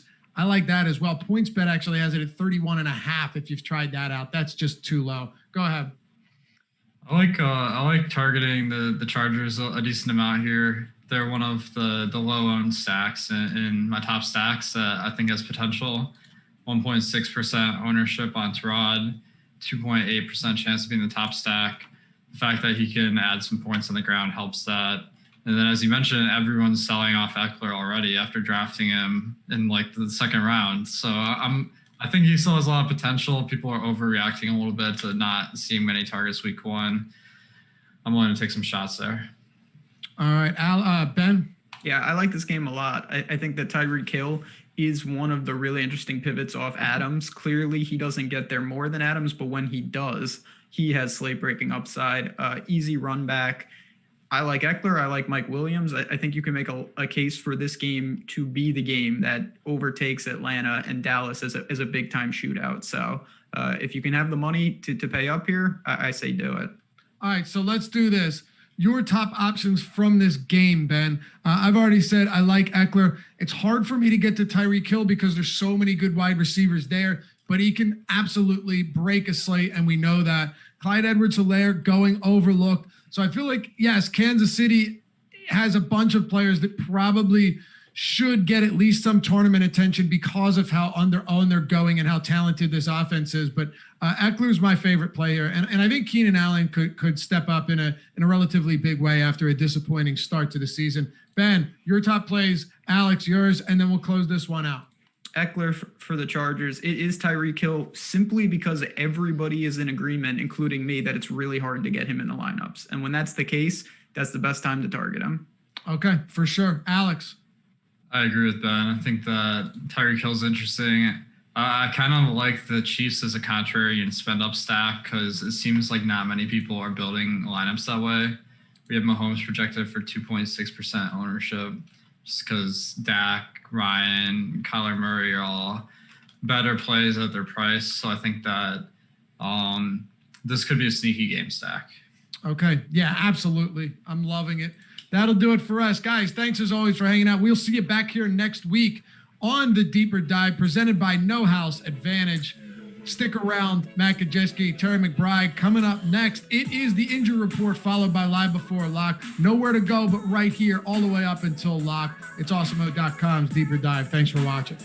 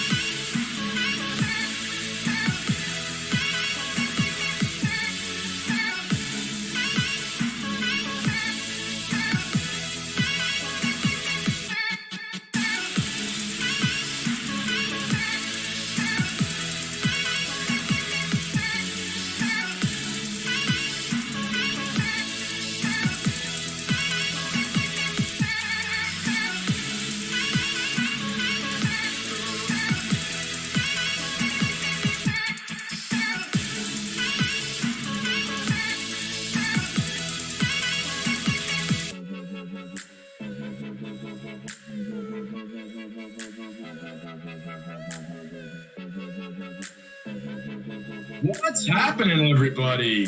Welcome to the Awesemo NFL Injury Show Report. We are here to bring you the latest breaking news and get all the injury news out there in front of you, help you get those guys out of your lineups. I'm here with Matt Gajewski, and Matt, what's going on, man? I'm still hearing a little of the intro music, so I hope everybody out there can hear us, but it looks like we're good now. How's the weekend going, Matt? You ready to dive into this thing? Yeah, man, it's great. I'm excited for another week of football. I'm just so happy it's back, man. Yeah, really. It was, I had a blast last weekend, just, for the first time firing up Red Zone and just sitting back all day, enjoying the games. Had a nice little weekend. How'd your weekend go last weekend? Just real quick before we jump in. Yeah, it was good. It was a profitable weekend. So I always love that week one. Hopefully we can run that back this week. Absolutely. It was a good way to start out the season. So, guys, not going to do any big-time promo read. We're sponsored by No House Advantage. They're running a lot of player prop DFS-style contests, all the major sports, football, basketball, baseball, everything you could want. So hit that thumbs up for no promo read other than that. So, Matt, just diving right in, we got limited time and kind of a lot to talk about here. Just thinking about some of the major injuries off the top, we've got some known commodities, some big names that are going to not be on the slate. Just diving right in with some of those. We've got Chris Godwin out for the Bucs. We've got Galladay. We've got Kittle out. Those are some of the major ones. Then you get A.J. Brown. You get Crowder out. You get Phillip Lindsay out. Where do you want to start on just some of those major ones to talk about? Want to pick up with Godwin? He seems to be like the biggest one as far as a big receiver coming out. For sure. I think those alpha receivers are going to be very important to this slate. They're opening up a lot of value. So Godwin, of course, he's going to open up more opportunities for Evans.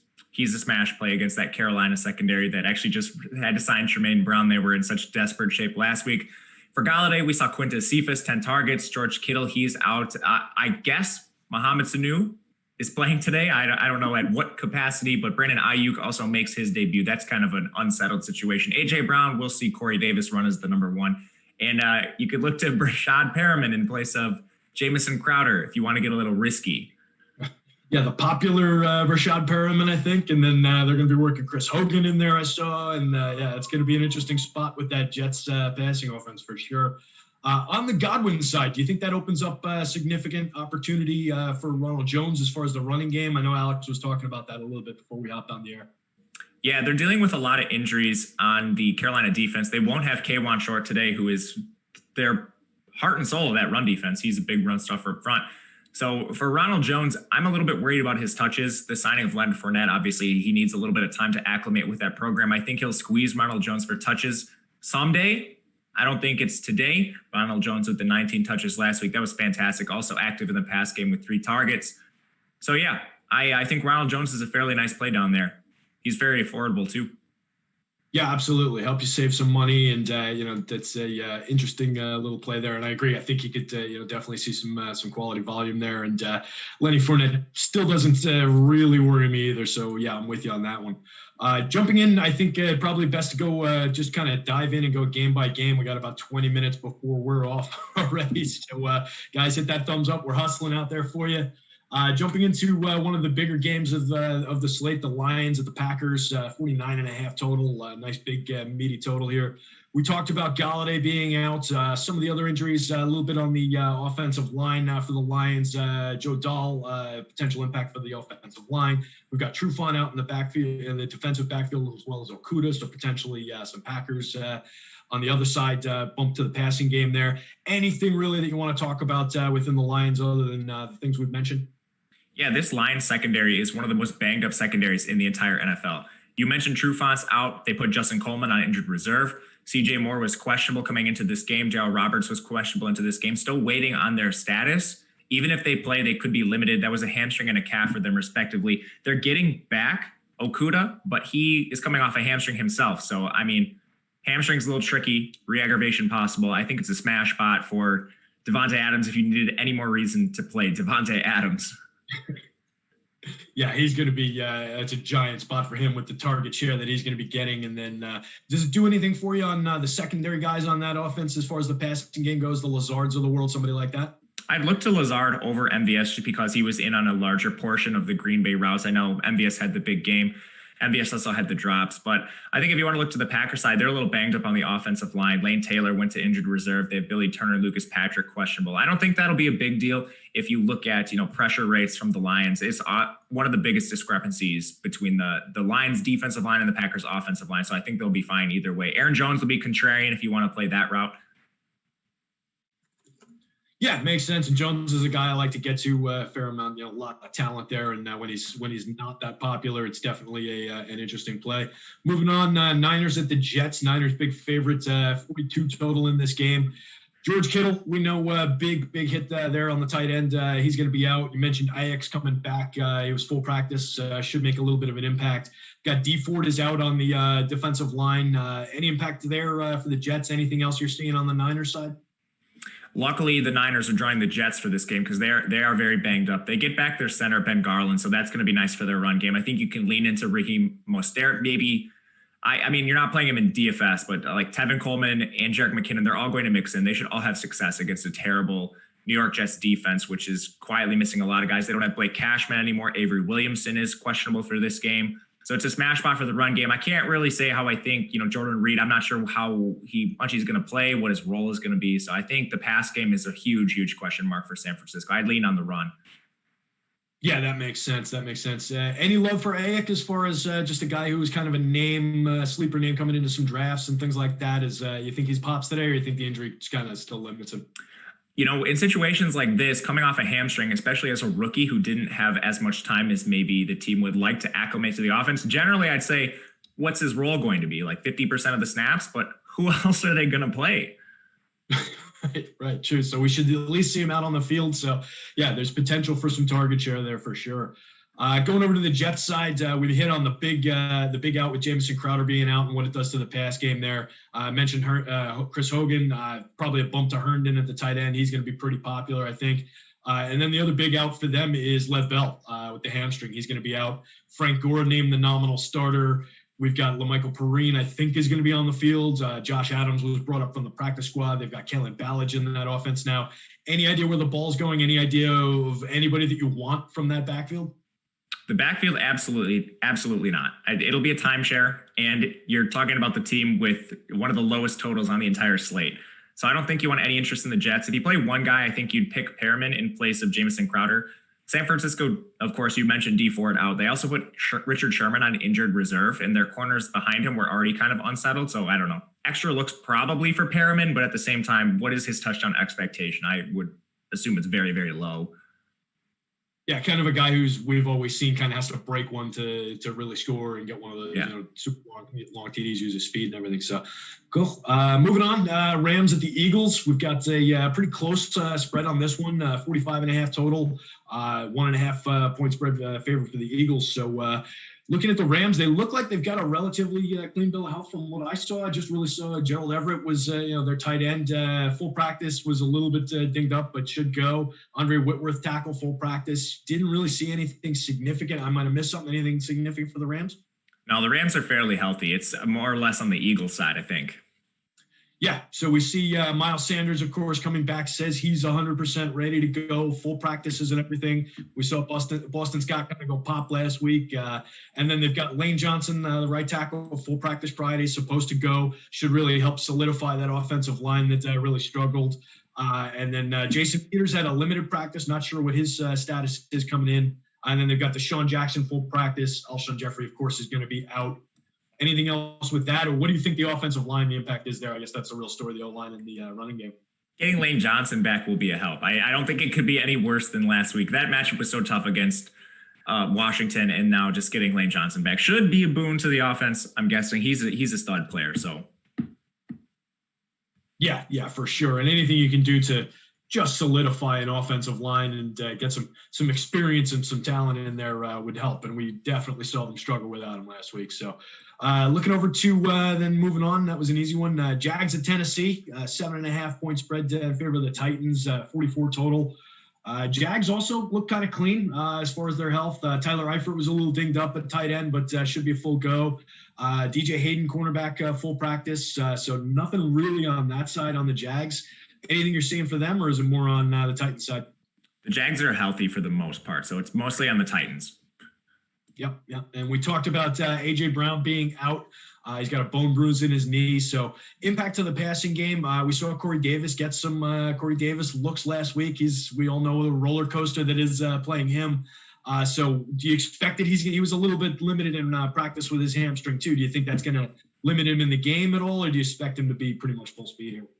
I think he'll be full speed, and I was surprised his role last week, even with a healthy A.J. Brown. I don't expect them to lean on the pass much here. They're sizable favorites against the Jaguars. By all accounts, this team wants to run the ball, but I think when they do pass, Corey Davis is the favorite for targets here. He was out there on 87% of Tannehill dropbacks, so that's promising. He's dirt cheap in DFS too. He'll be semi-popular there. Makes sense. And then just looking down, we've got Taylor Lewin, full practices, should go a tackle. Big impact to the offensive line if he doesn't go. But it seemed like it was, they said undisclosed illness, so it seemed like it might have been a rest day for him. So I expect him in there. Is there anything that you saw that you would expect any impact to the O-line there? I think it'll be fine. I don't anticipate it missing time. Makes sense. Moving on. We've got about 13 minutes left. So, guys, hit that like, hit that thumbs up for us. Get us boosted up going into the next show. We've got a good one coming up for Live Before Lock, so stay tuned for that after we're done here. Going to Panthers at the Bucks, 7.5 point favorites for the Bucks, 47 total. Decent spread here, decent total. Looks like Daly at guard is out with an ankle for the Panthers. Seems like the only real significant one is defensive lineman out. But anything significant on the Panthers side, or pretty much full go as far as what we care about for fantasy? Fantasy is good. I think the K1 Short injury, and they're also missing edge rusher Yetur Gross-Matos. That would bump up your Ronald Jones a little bit in your projections. So they're just missing those two defensive linemen and then Daly on the offense, as far as I know. Makes sense. We talked about Godwin. We hit the impact there. As far as Evans and Scotty Miller, as far as the breakdown between those guys, where the ball's going with Godwin off the field, where the coverage is going to be focused. What do we think that how does that come out in the wash? Evans has to be the favorite for targets here, just based on history. But Scotty Miller is really intriguing. Last year, when they were both healthy, he ran a route on 78% of Tom Brady dropbacks. 6 targets, that was an 18% target share. So Scotty Miller was involved prior to the injury. Now, he should play an every down role today. He's 4,100 on DraftKings, 5,200 on FanDuel, widely available in seasonal leagues. I think he's a pretty good play against a Carolina secondary that just had to sign Tremaine Johnson off the street. Yeah. I like that call. Any love for Gronk or like OJ Howard at the tight end spot? Any bump to them from this injury? Perhaps. They ran 12 personnel at a fairly high rate. If we just look at snap share last week, when they did have Godwin, Gronk was out there 77% of the time, Howard out there 53% of the time. Now, neither of them ran more than 51% of the routes on Tom Brady's dropbacks. Perhaps that increases today. Gronk was really popular last week for some reason. So I think maybe just a contrarian stance on OJ Howard could be of benefits. OJ Howard had more targets, out-targeted Gronk 6-3, so maybe worth a look. Makes sense. I like that. Yeah, I think people just wanted to click Gronk just for the first time in a year and change and get him into the lineup last week. Yeah, I saw that too. Moving on. We're running short on time already. Broncos at the Steelers. Steelers favored by 7. Low total 40.5. We mentioned Phillip Lindsay's out. I think that's a pretty big bump for Melvin Gordon shares. Cortland Sutton limited in practice. Questionable game time decision, was trending toward playing last I saw. They put AJ Boya on the IR. They're down to basically rookies at the corners. So maybe a bump to the Steelers passing game. And then Von Miller also hit the IR earlier in the week. So anything you're seeing Broncos side of things, probably how it impacts the Steelers, I think, more. Yeah, Phillip Lindsay's the big one. For whatever reason, their coaching staff has been adamant about Royce Freeman still playing in a timeshare role with Gordon. They basically said they're not going to give Gordon the lion's share of the work. So we'll have to see how that plays out, how much Gordon can actually absorb from this backfield. But I don't think the Denver injuries are going to be too impactful. Those corners were already pretty bad. So you could look to a guy like Juju Smith-Schuster, who's a really contrarian play today. I think this game is going to be slow, but the opportunity should be there for Juju. On the Steelers side, man, we got to talk about this offensive line. What in the world are they going to trot out there today? From what I see, it looks like Kevin Dotson's going to be stepping into that. DeCastro and then Wisniewski both out. I think he's going to be going into that spot. But yeah, little ugly. Do you think it's going to have a major impact? They're also getting Connor, should be full go. But we saw him come out early last time around. So a lot of bumps and bruises on that line. What do you think? I mean, do you think it's going to be a big impact? Do you think Ben's going to have any problem with his dropbacks and having time to get the ball out to some receivers here? Lucky for them, Von Miller's on injured reserve, and Bradley Chubb, they're still using him on a snap count after he tore his ACL last year. Maybe that will increase. I'm not 100% sure, but last week they did use Bradley Chubb on a snap count. That's positive. He just doesn't face a fierce pass rush on Denver's side right now, so I think he'll be fine. Yeah, that's I agree there, and that's a spot I kind of like with that passing game. Jumping over to Atlanta at Dallas, one of the big totals on the board, 53 total last I saw. Dallas favored by 3.5. I had Gurley and Julio both not practicing late in the week, but it looked like it was just kind of some rest. Julio's dealing with a bit of a lingering hammy, but it doesn't seem like it's going to be a problem there. O-line a little bit banged up. Jake Matthews should go. He's dealing with a knee. Lindstrom and Carpenter, their guards limited to practice, but anything you're seeing on the O-line there, anything with Gurley or Julio that worries you? No, I think they're all fine. And you tell me, when's the last time Julio had a full practice? It's been 5 years maybe. So I think Julio's fine. Yeah, it makes sense. On the Cowboys side, Cooper, full practices, had a foot issue, but doesn't seem like he's any danger of missing or anything. No injury designation. Anthony Brown put on IR cornerback, so potentially maybe something in the defensive backfield. Tyron Smith tackle, no practices, seems unlikely. And they're missing La'el Collins and his backup Cam Irving. Terrence Steele is the likely starter there. Anything you're seeing for the Cowboys as far as injury concerns there? You hit it. The offensive line is the main concern. Cam Irving, Tyron Smith, La'el Collins. If Atlanta can generate some pressure, which they should be able to manufacture some here against this offensive line that's in shambles, that could be important. This is the most popular game on the entire slate. So I don't know, getting contrarian around it, this could be a way to do it. Anthony Brown is also out for Dallas. He's their number one corner. So, just enhancing the shootout potential of this game further. Yeah, absolutely. That could be a big, big game. Jumping over to the Vikings at the Colts. 3-point spread in favor of the Colts, 49.5 total. Decent total in this one as well. Vikings look like a pretty short report. BC Johnson looked like he should go, kind of a minor player for me anyway. Pretty much everybody looked like they were good. Ken Dantzler, cornerback, is out. Anything you're seeing on the Vikings side? Not really. Losing Cam Dantzler is not great because they already are replacing 4 or 5 starters in their secondary, and he was one of their main nickel corners. So, wheels up for the Indianapolis pass catchers. I think more of the injuries are on that side anyway. Yeah, for sure. We saw Mack, obviously, is unfortunately out. Taylor's getting the starting nod. Nyheim Hines is going to be popular and should see a lot of targets and should see some volume in that offense. Jack Doyle, a tight end, is out. So we saw Mo Alley Cox bump into Alex's projections a little bit this week. Zach Pascal should go, I think, but he's dealing with an ankle. T.Y. had a maintenance day, should be fine. Pittman, last I saw, was questionable with a toe. Not sure if he's going to go. Maybe a bump to Pascal if he doesn't.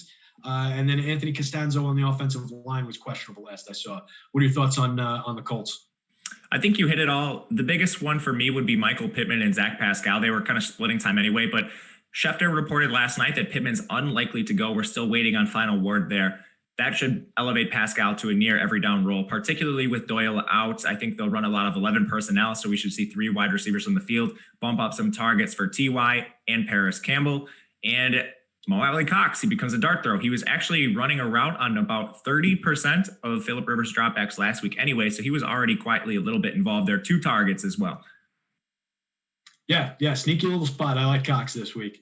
Jumping over to the Bills, favored by 6 at the Dolphins, 42-point total.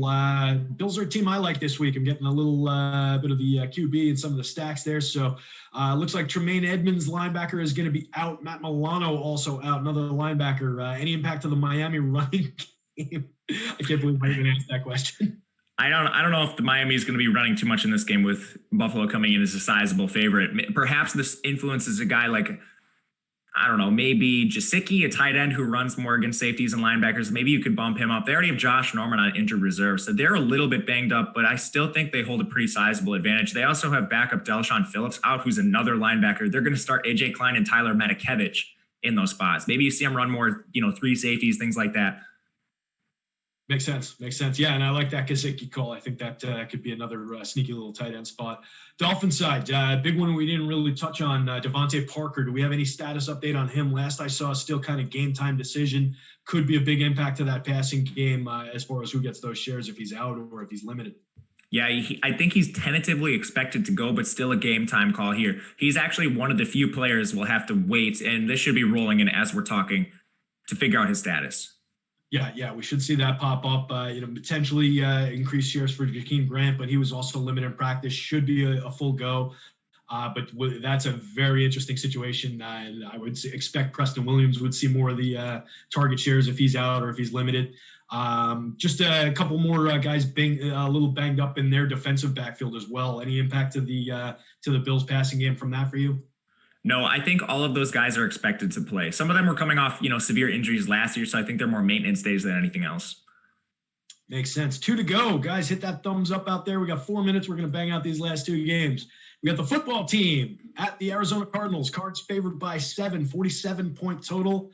I've got a pretty short report for football team. Looks like Kendall Fuller was limited, questionable in the defensive backfield, and Cole Holcomb, linebacker, is going to be out.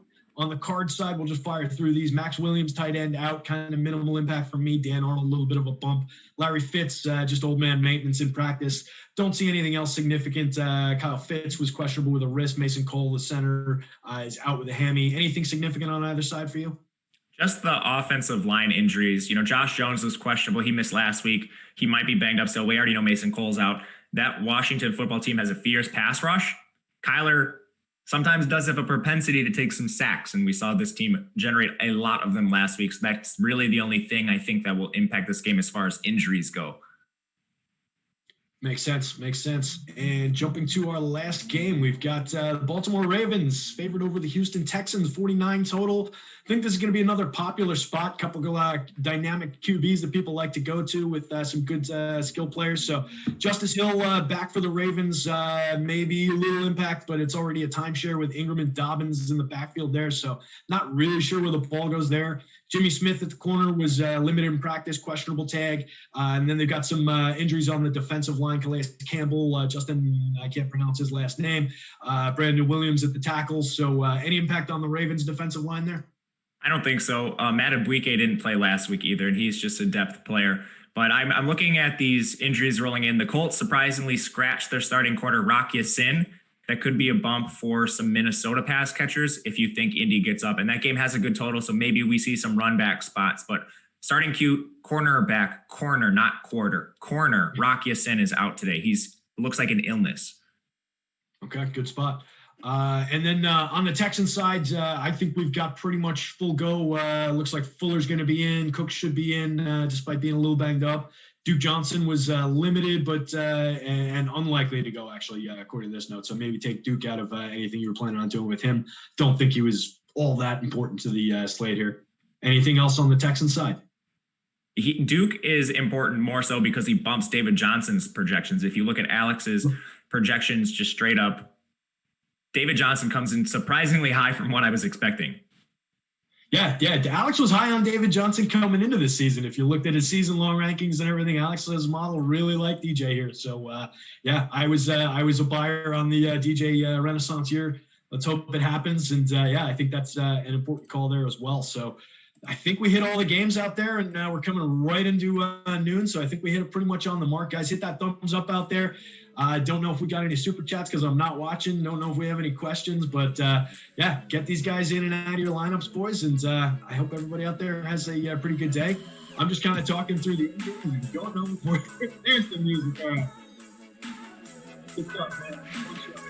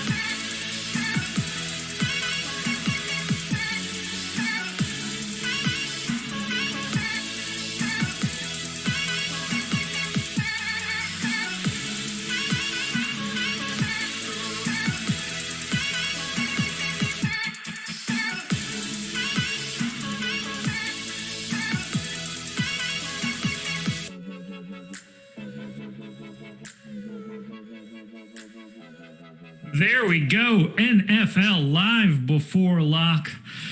Ready to dive into week 2. I am Josh Engleman. I am joined by Greg Ehrenberg, and we are brought to you by No House Advantage. We're going to touch on quite a few props throughout the show, but first and foremost, Greg, how's it going?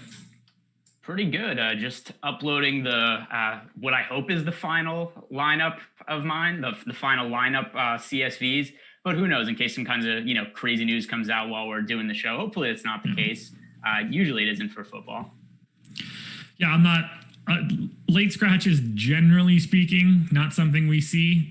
Definitely don't want to see that. I am still working through a crunch up to 2,223 lineups, so still waiting for that to get to 2,500, or at least hoping. I don't want to have to start that again because I'm pretty sure I started that one at like 11:30. But that's not what anybody's here for. They don't want to hear that. They want to hear me ask for likes. But here's the deal: we're already at 500.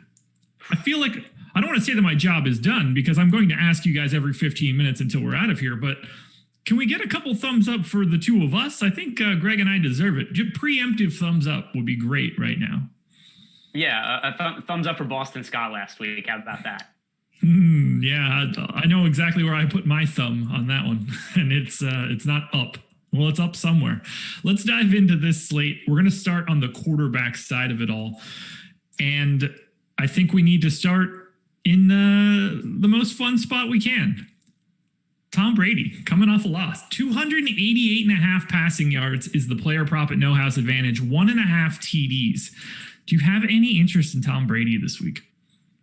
I'm really confused by his ownership this week. And it's not to say that he's the worst play in the world going up against the Panthers. I just don't understand why he's garnering quite this much ownership from the field. He's somebody who I just assumed, as bad as he looked last week, that he'd be like somebody getting like 2-3% ownership, but there's actually people flocking to roster Tom Brady. And I just think there's way better quarterback options on the board. As far as his passing totals, it's kind of weird they would only have a 1.5 touchdown prop, but a 288-yard passing prop. I think I lean a little bit maybe towards the over on the touchdowns, but under on the yards. Okay. One other quarterback prop I want to give you, that would be for Matt Ryan. North of 305 passing yards, same TD prop, 1.5. Do you have any different thoughts for Matt Ryan? Yeah, I love that game today. That is the game that I have the most exposure to in terms of stacks. I really hope that the Falcons Cowboys game is a shootout. And remember last week when we were looking at some of the correlations you can make in No House Advantage, that's something that makes a lot of sense. Is I think that game is going to be a really high scoring shootout. I would take the overs on a few players in that game in the same lineup. Yeah, I'm right there with you. I have quite a bit of Matt Ryan, quite a bit of Dak, Cooper, Julio, Ridley, Gallup, Lamb, all of it. I'm in, fully in. We'll be touching on some more of the Falcons and Cowboys guys as we go. Are you looking at anybody else at the quarterback spot? Kyler Murray, Mahomes, pay down options with Tyrod Taylor. Are you going all the way to Lamar? What are your thoughts at quarterback? Yeah, so it's pretty interesting. I talked about this with Jeff yesterday when we were doing our final look show. Is Lamar Jackson was the highest owned quarterback last week. And even though he played really well, he has gone down a lot in ownership. And the reason is because I think a lot of people looked at their lineup constructions last week and said like, hey, I rostered Lamar Jackson. It went well for me. He played well, but I didn't need him, right? Because there was a bunch of mid-range quarterbacks that went off, and that's going to be the case a lot of the time. However, I look at Lamar Jackson at sub 10% ownership this week on DraftKings. Really easy matchup against the Texans. And I just think the upside is high enough that I'm willing to roster him more than I usually am when just the ownership isn't there. I think that it's kind of gone the wrong way for Lamar Jackson, and I don't typically love paying up for him. But when the field isn't really going to him, that's when I want to be on Lamar Jackson. It's sort of a bigger question then, and we're going to hit on individual positions in a bit, but I think you kind of have to ask this question. If you're trying to go to Lamar at QB, who stands out to you throughout the rest of the positions that you would be paying down for to make that a little bit easier? It's obviously going to be tough to have like a Lamar Jackson, Christian McCaffrey type lineup. So what value do you look for to go to someone like Lamar Jackson? Yeah, I mean, I think there's a lot of value today. At tight end, if I'm stacking with somebody as Mark Andrews, not that he's a value play, but I'm just saying like there's not one like really high end receiver that you need to stack him with. And then you look at some of the other value options on Slate. Like I think Brashad Perriman's in a really good spot because everybody's out for the Jets. The targets have to go somewhere. And then same at tight end. I think Chris Herndon's viable for the Jets. Logan Thomas is a player I have some exposure to. Paris Campbell, who we liked last week. I like Paris Campbell again this week. I think there's a lot of cheap options that are viable this week, and certainly a lot more than we had last week.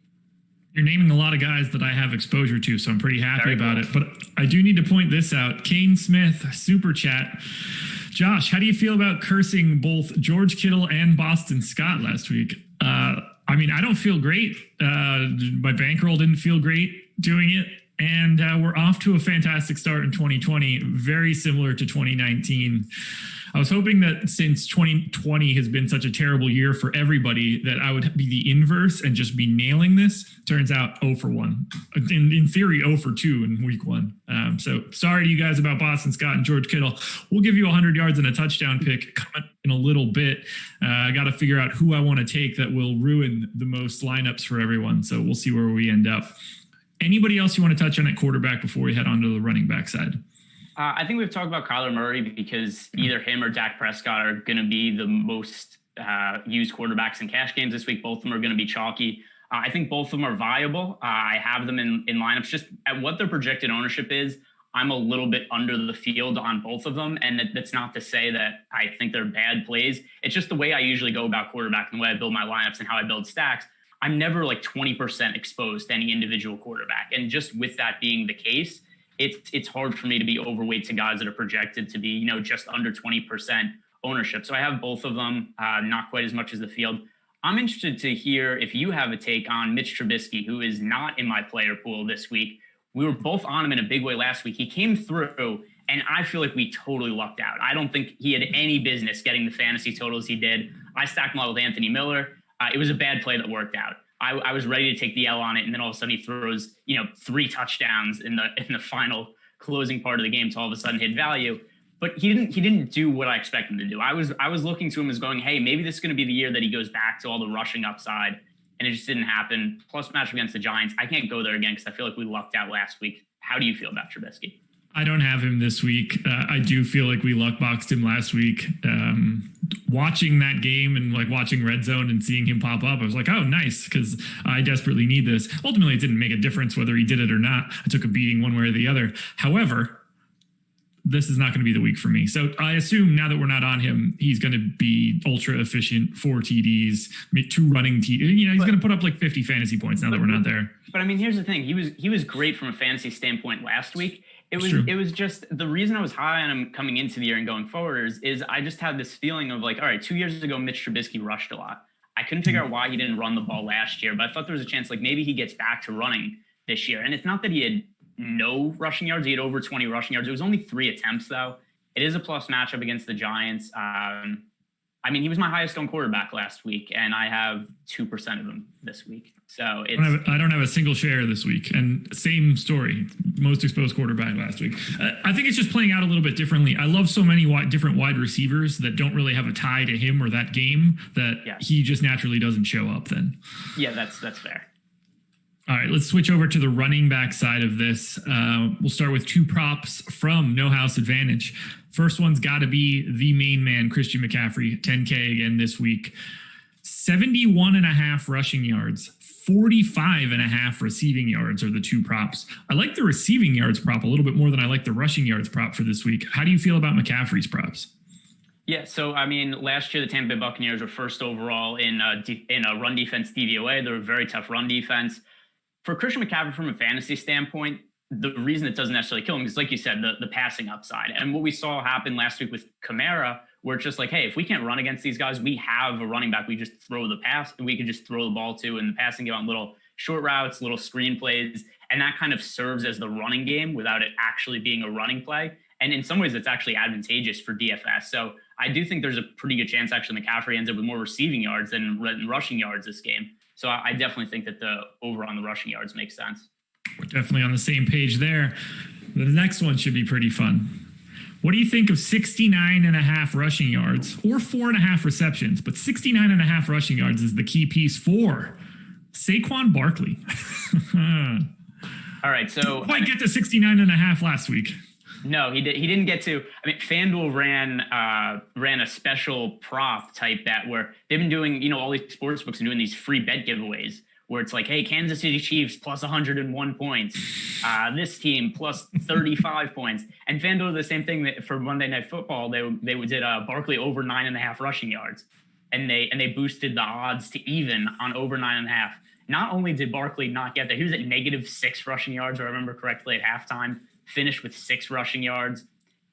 It's tough to say that 69.5 is too high of a number. It's probably too low, actually. It's just hard for me to really get behind him given how bad the Giants offensive line was in run protection. I think overall he should still be involved this week. He's going to be better this week than he was last week. And I think he's an interesting I think he's an interesting DFS play just because he's still an upside play with literally no ownership this week. So you heard it here first, guys. Saquon Barkley might get a yard of rushing today. He might. I mean, I'm overweight to the field on Barkley, but it's because if you put Barkley in like one of 20 lineups, you're double the field on Saquon Barkley because nobody wants to roster him. Yeah, it doesn't really take much this week to get to Barkley. Not a guy that I have, so should be surely going absolutely crazy. Actually, that's not true. One share, a lone share of Saquon Barkley. So you're like even with the field with them then, because nobody's playing Saquon Barkley this week. And I don't have a significant investment in Barkley, but I mean his projected ownership now is 2%. So I mean it's not hard. It's not hard to be overweight to Barkley, and I am, but that's not really taking much of a stand. So who do you have a significant bit of exposure to? Who are you taking a stand on at running back today? I like Kenyon Drake a ton this week. Playing against Washington, I am a little concerned about the Cardinals' offensive line because it kind of sucked last year, and I don't necessarily think it's going to be great this year. And the other thing too is, I mean, we saw what Washington was able to do to the Eagles' offensive line last week. They sacked Carson Wentz 8 times, and that is a little bit of a concern with the Cardinals' offense. However, Kyler Murray does get rid of the ball really quick. I think they're going to run a lot of screen plays to Kenyon Drake. I think they have a big role in the passing game. I hope that Chase Edmond isn't that involved this week because that would not be particularly great for me. But Kenyon Drake is overall my highest owned player on the slate today. I think that he's much too cheap on both DraftKings and FanDuel. We are on the same page. I have quite a bit of Drake right now, my third most exposed running back. Some of the other guys that I'm getting to, David Johnson, Jonathan Taylor, that obviously not a shock. He is the most popular running back right now. Miles Sanders coming in a little bit. What are your thoughts on Derrick Henry? 7,900. His rushing yard props this week are through the roof, but he's picking up 27% ownership. Does that take you off of him? Does it matter to you at all? Is that more of a FanDuel play given the only half point PPR instead of the full point? So I do have more exposure to him on FanDuel than DraftKings. I still have plenty of exposure to Henry though, because number one, he's getting more work in the passing game than he got in the last couple of years. So it's not like he's a zero in the passing game. There was a point in time where it was like, hey, if you're rostering Derrick Henry, if he doesn't break out that 80-yard rush at some point during the game, he's probably not going to get value. I don't really think that's the case anymore. And the other thing too, 31 carries last week. So he was touching the ball a ton. This is a really favorable matchup for him against the Jaguars. Jaguars probably not going to be good this year. The game script is perfect for Derrick Henry. Given how much he touched the ball last week, I have to assume that he's going to get a ton of touches in this spot. I think that he's the safest play at any position this week. Yeah, I tend to agree with you there. I have right around the field, just a hair lower, but not a guy that I want to have little of, that's for sure. Anybody you see as a fade at running back today that's picking up some ownership?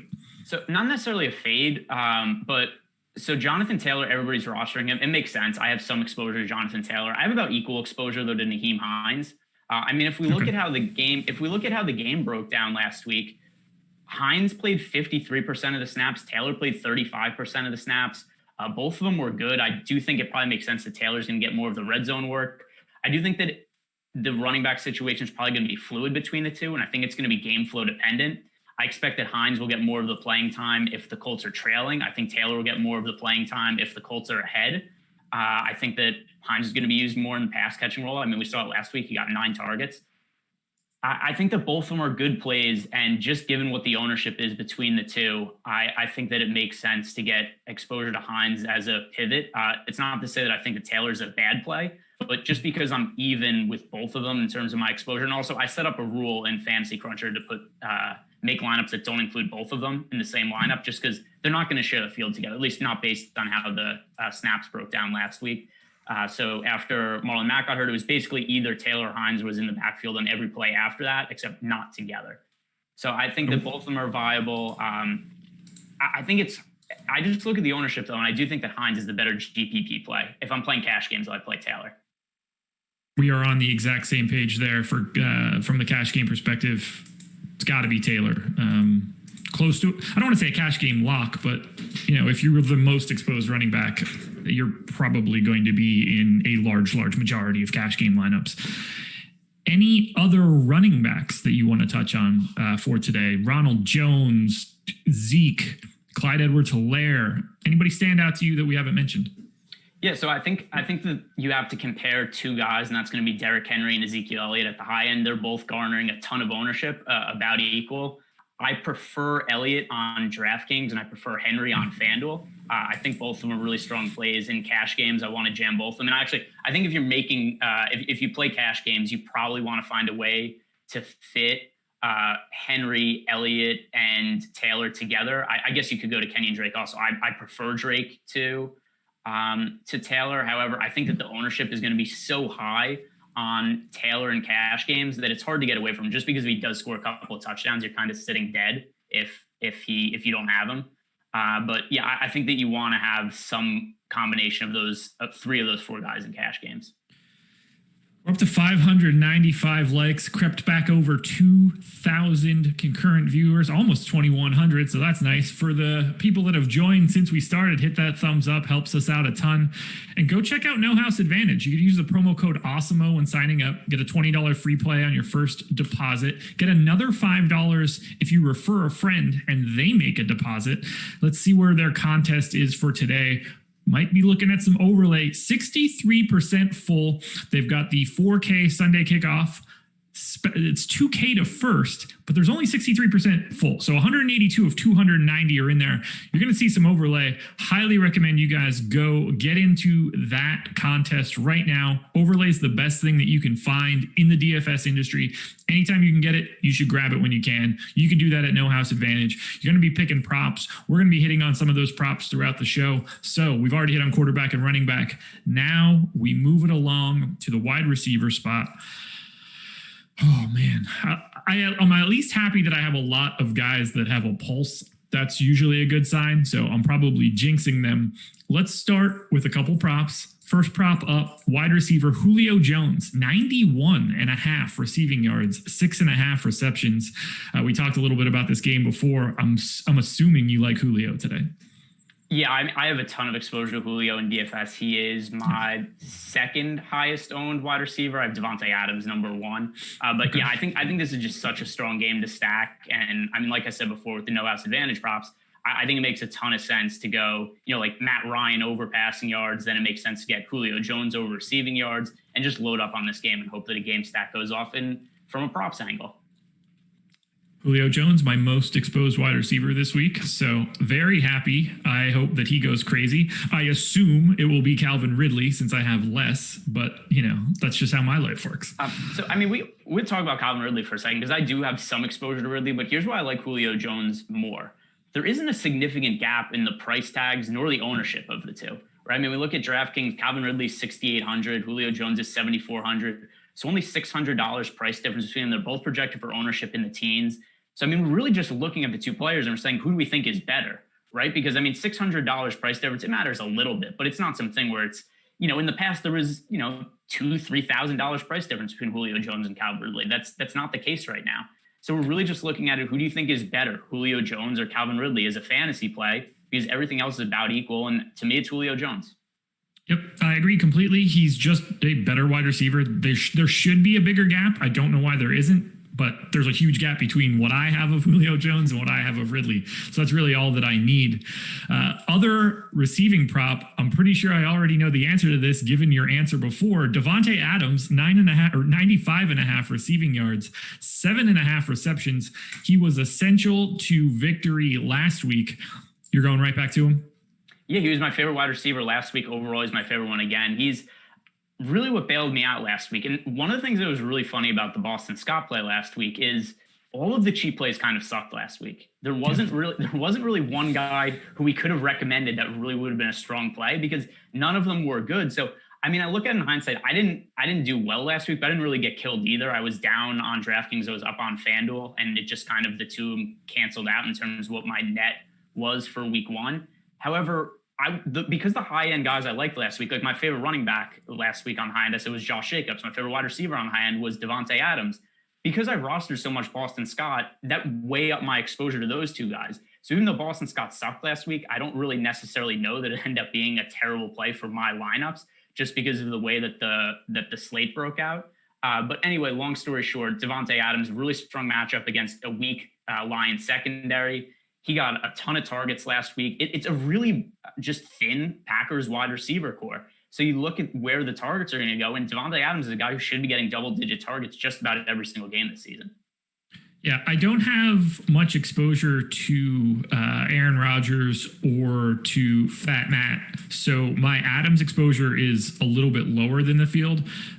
Someone comparable ownership going to Amari Cooper right now, just because of the way that I have that game stacked up. I'm getting to more Cooper. They're obviously very different price tiers, but I have 17% Adams right now. I'm just kind of praying that he doesn't go full bananas like he did last week. But Julio is the guy that I have my wagon attached to. Who are the value wide receivers that you're looking for? Somebody, let's say it's less than 5K. Anybody stand out? Yeah, there's a bunch of them. CeeDee Lamb, if you're looking for a Cowboys receiver who could also save you salary in terms of the game stack there, we've got Lamb, wide receiver I'm really high on coming out of the draft. I think that he's going to be a really good receiver. Always a little bit risky with rookie wide receivers just because you never really know how they're going to be integrated in or when they're really going to break out or if they will. But Lamb, I think for his price tag makes sense. At 4,700, I think we're going to look back at his salary at the end of the season and either say 4,700 was way too high or way too low for CeeDee Lamb. And I tend to think we're probably going to say it was too low. I think he's a guy who's probably going to be in the 6,000 range or so by the end of the season. Paris Campbell, we liked him last week. He didn't really move in price. He's still only 4,500. He got a ton of targets last week. He actually got more targets than T.Y. Hilton did. And Paris Campbell, just given his role as a slot receiver and a matchup against the Vikings, I don't really think it's going to be all that hard. I think the Vikings are going to have a pretty weak secondary this season because they got rid of pretty much all of their starting secondary players from last year. So Paris Campbell, 4,500, I think he makes a ton of sense. And then the other one, Rashad Perriman at 3,800. I just don't know who else the Jets are going to throw the ball to this week. Le'Veon Bell, he usually gets usage in the past game. He's out this week. He's on the IR. Then we got Jamison Crowder. He got a bunch of targets last week. He's out for the day. So then I look at Rashad Perriman, who was great towards the end of the season last year in a number one type receiver role for the Buccaneers when Mike Evans and Chris Godwin both hurt. And I just think the price tag is really favorable for Perriman at 3,800. The matchup is a little bit of a concern, but at least for the 49ers, Richard Sherman is out this week. Yeah, I paid up a little bit more than Perriman to Corey Davis at 4K. Still picking up a little bit of ownership there, but I'm hoping that week one is a sign of things to come for Davis. That is a direction that I'm going in terms of sub 5K guys. Deontay Johnson as well, another guy that I'm going to in the sub 5K range. Any sort of wide receiver guys you're not high on that are picking up any ownership? T.Y. Hilton, Mike Evans, Christian Kirk, DeAndre Hopkins, Michael Gallup. Those are some of the guys that I'm seeing in double digits in ownership at the wideout position. Anybody you don't like? I wouldn't say don't like, but I'm really concerned about Corey Davis. I just went even with the field on him because I just didn't know what to make of him. Right? I mean, he's somebody who, if you've played DFS at all over the last few years, it's a guarantee you've been burned by Corey Davis. It's just a lot. Yeah. It's happened because there's been so many times that so many people, and I was high on him coming out of college. I thought he was going to be a really good wide receiver in the NFL. And there were so many times that he was in smash spots, favorable price tags, favorable matchups, and then one target, 0 catches for the game. And it's hard. Maybe it's a little bit of bias on my part, just because I've been burned by him so many times in the past. It's hard for me to be sold on Corey Davis because of one game where he looked good. I mean, he's looked good in other games in the past, and it hasn't necessarily been sustainable. So I just set his ownership at equal with the field because I don't feel strongly either way or the other. I don't want Corey Davis to make or break my lineups today because I could easily see it going either way. The other thing also is, as much as I like Derrick Henry, I don't think it makes a whole lot of sense to have exposure to Derrick Henry and Corey Davis in a lot of the same lineups. So yeah. I'm a lot higher on Derrick Henry than I am Corey Davis. 8 targets last week, which is great. No A.J. Brown, helpful. I would like Corey Davis to make my lineups this week. I would not like him to break my lineups this week. So part of that is true. I just went no. I I just went no stand on him. I was like, all right, the field's going to roster him at 15%. I'm rostering Corey Davis at 15%, and then let the chips fall where they may. I've got a decent chunk of ownership to Deontay Johnson, Paris Campbell, CeeDee Lamb, Corey Davis, 4 guys in the 4s to mid 4s. I need 1 or 2 of those guys to be successful, and that should be enough for me to get, a solid permutation of lineups. I don't expect all of, they're 4,500-ish for a reason. 1 or 2 of those guys are probably going to look pretty bad. One in particular will probably lay a gigantic egg. I hope it's 0, though. That would be way better for me. So here's a cheap play that isn't really getting much ownership that I think makes sense. Scotty Miller at 4,100. He had ridiculous combine numbers for the Bucs. We look at Chris Godwin's out, and then I look at Tom Brady to Mike Evans, and I get why it makes sense, but I just don't know that Tom Brady's capable of throwing the ball downfield to get the ball to Mike Evans. And I think that he might just look more at Scotty Miller over the middle as a slot receiver in this spot, because it's a really favorable matchup against the Panthers.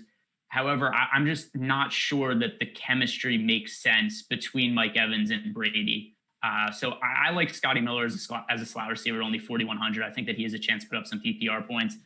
Mike Evans, I think, is an okay play, but I'm going to be underweight to the field on him. Yeah, I'm neutral on Scotty Miller right now, which is kind of a lot given 4,100, but I have about 7%. I have about 5% Mike Evans, not a ton there. It's just not all that desirable. For the most part, I kind of agree with you on Brady. I was just scrolling through Fantasy Cruncher right now to anybody that you name. I'm just trying to click on their name and bring up stats from last week and their Roto World blurb and everything. So I'm trying to find Mike Evans, and I'm just looking for like this light blue color, because it started with talking about Brady, and I was just immediately looking for Patriots blue as like the wide receiver. Obviously didn't find it. Need to get whatever. I'll have to ask Jason Floyd. I have no idea what's the proper color terminology for the Bucks. I don't know what that gold color is, but I'm sure there is a real name for it. I don't know what it is. Do you have any idea? Do you know what the Bucks gold color is? I'm so bad at colors. I mean, to me, like I know like red, white, blue, yellow, green. I'm very basic with my colors. I'm not like the Crayola crayon box. It's like, oh, there's purple, Mountain's Majesty. There's electric pink. Like I know like 6 colors. No periwinkle for you. No. Okay. It's 12:30. That's the midway point of NFL Live Before the Lock, and that means it is time for everybody's favorite event: 100 yards and a touchdown. So please. Oh, everybody's going with pewter. So the answer is pewter. Congratulations, okay. It's pewter. Well, all right. First of all, I'm calling BS. Everybody just did a Google search. There's not a single person in chat that knew the color pewter before they looked that up. That's a fact. Unless they're from Tampa Bay. Yeah, nobody from Tampa Bay knows that either. That's funny. Okay, here we go. 647 likes. Hit that thumbs up if you want the goods right now. 2,100 people in here are about to get the best 100-yard and touchdown picks of the day. Greg, I'll let you start. Who is your 100-yard and a touchdown pick for today? So let's go over some of the ground rules for this. I went with. By the way, I did start with Josh Jacobs last week, so I do have one on the board. What are the rules here? Can I go? Because I think the answer is Derrick Henry, but I feel like that's too cheap. Is that cheating? Yeah, let's set a salary tier here. What do we want to go under? Derrick Henry 7,900. Do we want to say sub 7K? 7K or below? Okay, we could do 7K or below. Okay. The floor is yours. Or below. Boy, this is tough because I don't think there are that many guys all that likely in the 7K or below range. I don't like Jonathan Taylor enough to go with him for over 100 yards. You know what? I'll say Amari Cooper because I think there's going to be a ton of offense in that Cowboys-Falcons game. Well, I hope you're right. Amari Cooper is my second most exposed wide receiver, and I am not going to pick him because I am the kiss of death, so I don't want to ruin that. So who do I want to really go after today? What's the kiss of death that won't hurt me as much? Zeke, too expensive. Derrick Henry, as we mentioned, too expensive. There's a name here that I want that's really going to piss some people off. I don't think that I can go that direction, though. This is so tricky for me. What will be the play? And is it 100 all-purpose yards, or so if you go with a running back and they get 60 receiving yards, 60 rushing yards, and a touchdown, does that count, or is that a no good? So it does count. We amended it at the end of the year last year. I can't remember who I had, but for me to get mine last year, he had 94. I believe it was 94 rushing yards and then 1 catch for 6 yards, and I hit it on the nose. I can't remember who it was. If Spags is around, you probably know it. All right. If I need to take 1,000 yards and a touchdown player for today, I'm putting the hex on Jonathan Taylor. 5,700 on DraftKings, well below the mark, 27.6% owned. I have him, guys. I have him. It's Jonathan Taylor, 100 yards and a touchdown. It's a lock, folks. Get him in your lineups now. Let's 5, 4, 3, 2, 1. Let's watch YouTube chat melt down. Fantastic. Well, I hope it's a Nyheim Hines day, because that would be so beneficial to me, because I have a lot more shares of Nyheim Hines in the field. Well, you're welcome. Let's move it on to tight end now. Nothing specific. We have 3 guys in double digits in ownership: Logan Thomas, Chris Herndon, and Mark Andrews. Minimal-ish ownership going to the guy that I want the most here, and that's Travis Kelce, even at 7K. I don't think that that's problematic at all. Honestly, Travis Kelce's playing the role of George Kittle this week in tight end that I would want for 100 yards and a touchdown, but I didn't take. What do you like at tight end today? You know what's funny is I considered picking Travis Kelce for my 100 yards and a touchdown. And the other thing, too, is, all right, so there's no George Kittle this week. I just assumed when I looked at ownership earlier in the week that meant everybody was going to roster Travis Kelce. I just thought that kind of made sense. It's like, where are you going to pay up at tight end with no Kelce? It just ends up that with no Kittle, it just turns out that everybody's going cheap this week because there's a bunch of viable cheap tight end options. I really like Travis Kelce this week just because he puts you on such a different lineup construction than what everybody else is going to have. So if you go with Kelce and then you just go really cheap at wide receiver, like you throw in guys like CeeDee Lamb, Paris Campbell, you get exposure to Rashad Perriman, and then you pay up at some of the other positions. Like, I think it just makes sense to roster Kelce, especially because nobody's on him. It's really weird that nobody's playing Mahomes this week. Nobody's playing Travis Kelce. People aren't really playing Lamar Jackson. There's just interesting ways that you could spend up outside of just the obvious chalk plays because of how much value there is on this slate. And so Kelce's one guy that just really stands out because I don't get how he's getting almost no ownership in what should be a fairly favorable matchup against the Chargers who don't have Derwin James. Yeah, Travis, I am playing Mahomes this week. Travis Kelce is my most exposed tight end along with Mark Andrews. I'm fully happy to pay up for both of those guys. And just like you said, there's enough value in the 4s-ish area or, Perriman at 3,800 to pay up for guys that are like, you wouldn't look at it any different if Travis Kelce was in the wide receiver group at 7K. You'd be like, oh, that's a really nice value. He'd be priced, $400 cheaper than Julio.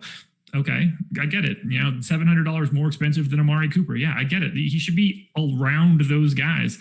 I'm playing a ton of him, and I'm happy about it. Playing a ton of Mark Andrews. I'm happy about it. How are you managing the chalk of the pay down tight end options in Herndon and Logan Thomas? Yeah, I mean, chalk's relative because it's not like they're 30% owned or anything. I mean, they're coming in with ownership in the teens. So, I mean, I'm overweight to these guys. I like Logan Thomas. I like Chris Herndon. I have to mention one guy because I talked about him earlier in the week who I'm not on anymore is I assumed I was going to end up with a lot of Jordan Reed. But what changed is that Mike Shanahan put out a quote that said, hey, Jordan Reed got about 10 snaps last week. We're going to keep him about the same workload for now. We want to work him into the offense. And so I assumed that he was just going to be the starting tight end and smash this week with George Kittle out. But it looks like he's going to be playing pretty limited snaps. So I no longer have exposure to Jordan Reed. Yeah, I don't have him either. Just not looking all that great to me. I think Herndon works, just given how banged up they are. I don't mind really going there. I'm pretty neutral on Logan Thomas.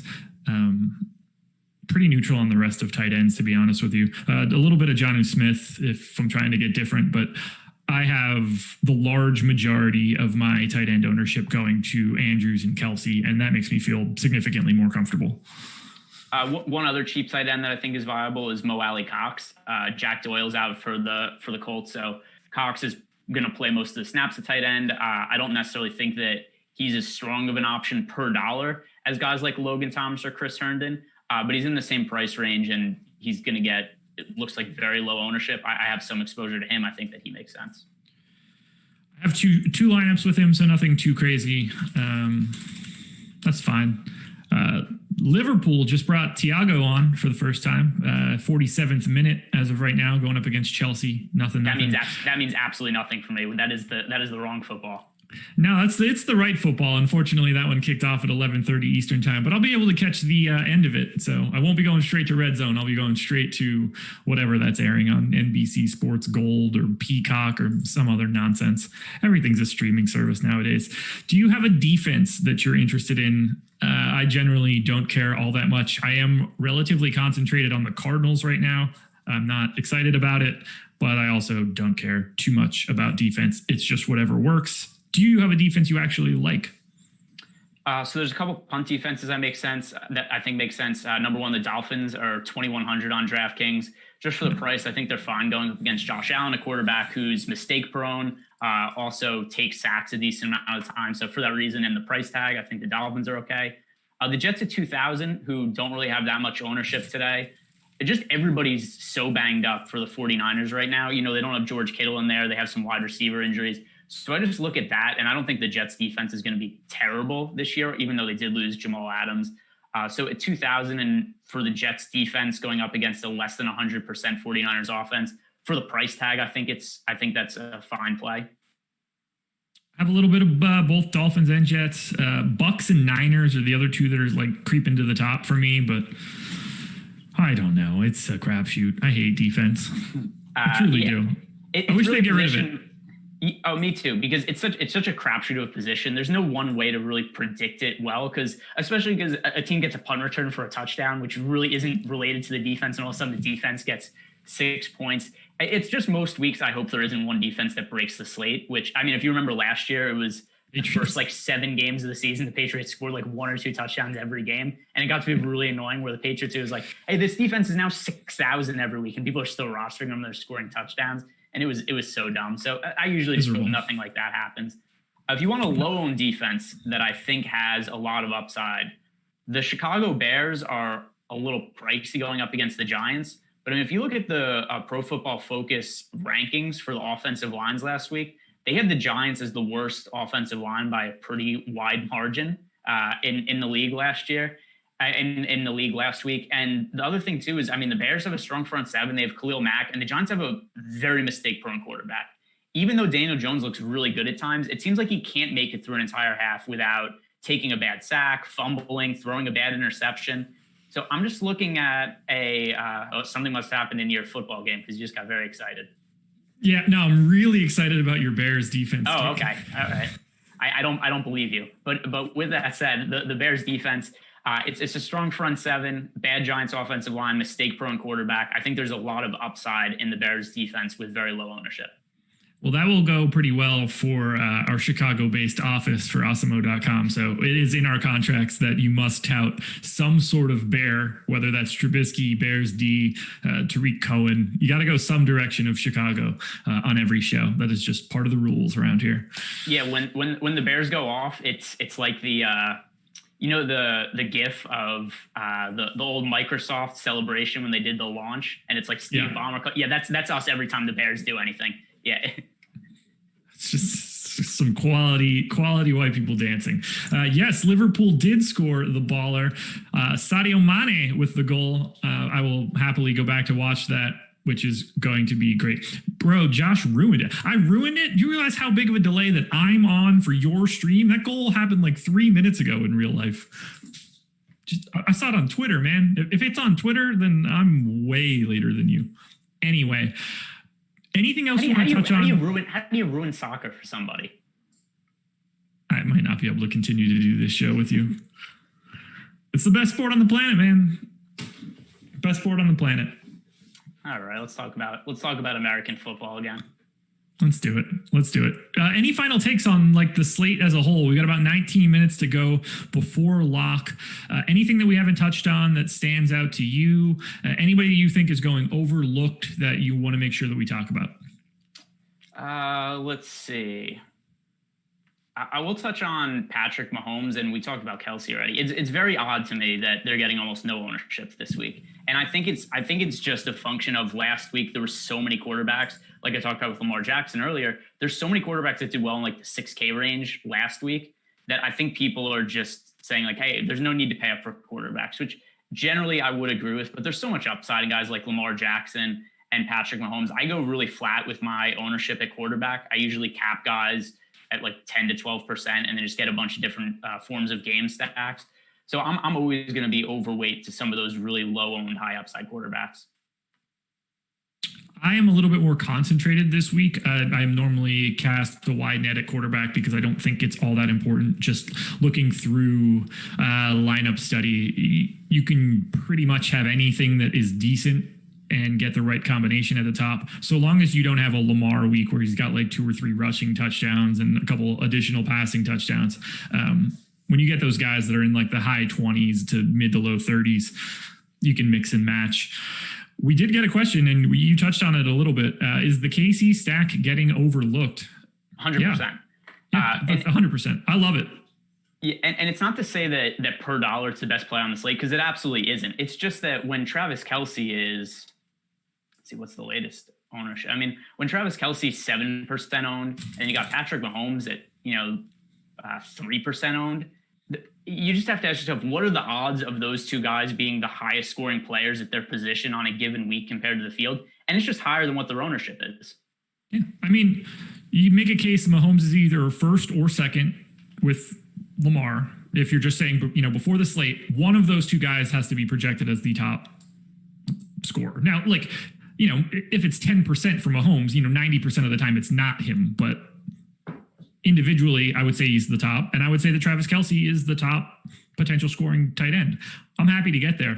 What do you like about, or do you like bringing back the Kansas City side? Do you like anybody from the Chargers that makes it a little bit more appealing for you?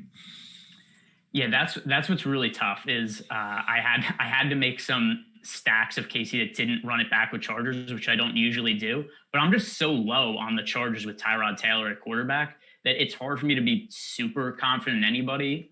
If I had to run it back with one guy, it would probably be Keenan Allen, just because he's still the guy who I think is going to be a target monster in the offense, and the price is really low. He's only 5,700, so and only 2% projected ownership. So if you have to roster one guy, Keenan Allen's somebody who in the past, when he was with Philip Rivers, he'd be a guy 7,500 price tag or so. So I think he's viable as a comeback option, although there's nobody I really love from the Chargers. That's two. Oh, you are my good luck charm on this show. 2 goals. They're like touchdowns, but better. Pat Mahomes. I thought you were talking about our football again. I thought you were excited that we had an agreement on Keenan Allen or something. I do like a little bit of Keenan Allen. So I have 22 Pat Mahomes lineups. Okay. 8 have Mike Williams coming back. 5 have Keenan Allen. 7 have Hunter Henry. I might have another rando somewhere around Eckler in 2. So I've got a pretty good spread of potential guys coming back with Mahomes. Obviously, a ton of Travis Kelce. Not really any way to go a different direction as far as I'm concerned. So I'm sure it's going to be like a monstrous Tyreek Hill day. Yeah, I'm looking through my Mahomes lineups. I have mostly Keenan Allen. I have a couple with Austin Eckler, but once again, it's hard to feel really confident in any of those Chargers guys. Yeah. All righty, let's see if we can get some other questions. So feel free, YouTube chat. You're at 691 likes. You bump that number over 700. I'll start looking at your questions. Premium Slack. I'm actually in the Premium Football channel. Drop your questions in right now, and we will be happy to answer them. 15 minutes to go until we are locked. And to the person that thinks that I'm giving away spoilers on a live sports event, don't come back. Yeah, trust me. You would see me be super sad if those goals went the other direction. But also, getting past that, I don't watch a ton of soccer. Like you said, how do you spoil a live sporting event? It's like if you're live tweeting the Super Bowl, somebody's be like, "Well, you told me that Eli Manning threw a touchdown pass to Plaxico Burress." It's like I wanted to watch that tomorrow, right? You watch it. Who's watching live sports on a delay or watching like the next day or whatever? Yeah, I will never care. Never at all. All right. Perriman, Gage, or Slayton? Perriman. I think that one's a pretty easy choice for me. I mean, it's just look at the Jets offense and where the target's going to go outside of Perriman or Herndon. I mean, there's no Jamison Crowder. There's no Le'Veon Bell. they're likely going to be in a game script where they have to throw the ball trailing to the 49ers. And that's where I think that it has to be Perriman or Herndon that soak up a bunch of targets. Yeah, I like Perriman there as well. Top cash running back that's not Christian McCaffrey. I don't think it would have been Christian McCaffrey either way. I think it's Jonathan Taylor. I think or Derrick Henry. Yeah, I think it's Elliott on DraftKings and Henry on FanDuel. I'm fine with that. It's to me, it's not Christian McCaffrey at all. No, he's just too pricey, and it's a tough matchup against the Buccaneers. It's not to say that McCaffrey is somebody that you can't roster this week, because there's always some reason to roster McCaffrey. It's just for his price tag and the matchups and the other options that are available running back. He's not a priority play for me. How do you feel about Hurst as a way to differentiate Dallas-Atlanta stacks? I don't mind it. I've really liked Hayden Hurst last week, and I don't like him nearly as much this week because he was just not involved enough. Let's see if I'm sure I have some exposure to him, just not that much.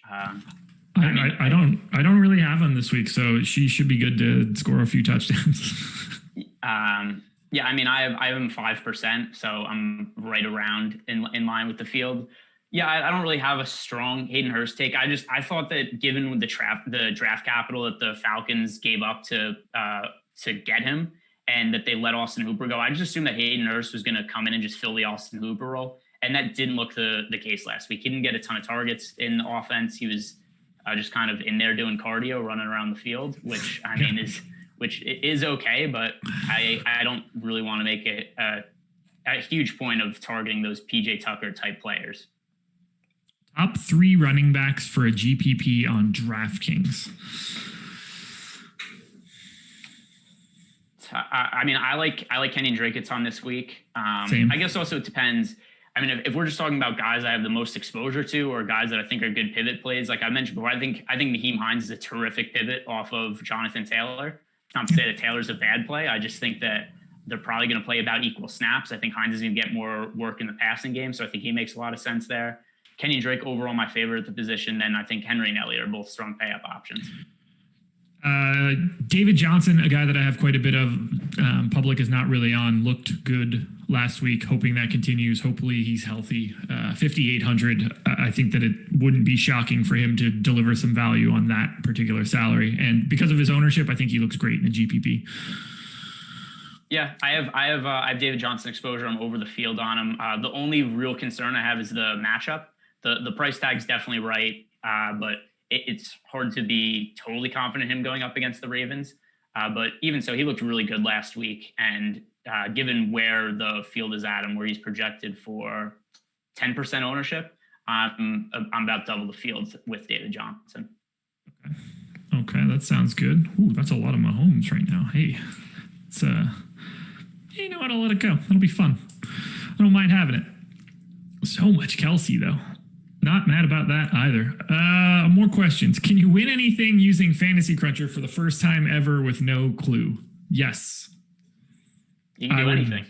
Yeah. I would recommend, trying to learn how to use it in lineup study, or not lineup study, in lineup rewind. That will be your best bet. But sure, we are giving you preloaded projections using Awesemo.com. Ownership is loaded. You can run a crunch and get a lot of really quality lineups built, not knowing very little or not knowing a lot about it. And I think it's the best tool to use for basically every sport that exists. So highly recommend. I would say at least do this if you're just throwing a bunch of if you're just going into Fantasy Crunch or making a bunch of GPP lineups, at least go into the advanced options and build some basic rules. So just set if you go into advanced options and then go to into the rules, which is under position stacks, just set stuff like stack quarterback with at least one, wide receiver, tight end from his team or something like that. Just so you have some correlation between your players, and it's not like just spitting out, these are the best values in some random order. And just like, here's 100% of this guy. So I'd set some exposure caps and make some rules so you at least have some correlations. That is a fantastic point. You don't want to be flying blind. That is probably not a question you want to be asking at 12:49 on NFL Sunday. But if you are, I mean, you're probably SOL for this particular week. Not that you can't win, just that, you probably want to have that stuff set up before 9 minutes prior to lock. Ideally. We have tons of videos on it. If you go to our YouTube channel, search for Fantasy Cruncher. Alex and I do a lineup construction show. We touch on Fantasy Cruncher a bit. We do that every Friday, so check that out. Alex did a Fantasy Cruncher specific video last week. Go check that out as well. You'll be able to get a lot of additional information on Fantasy Cruncher. Tanyan or Reed for a tight end punt in cash? Neither.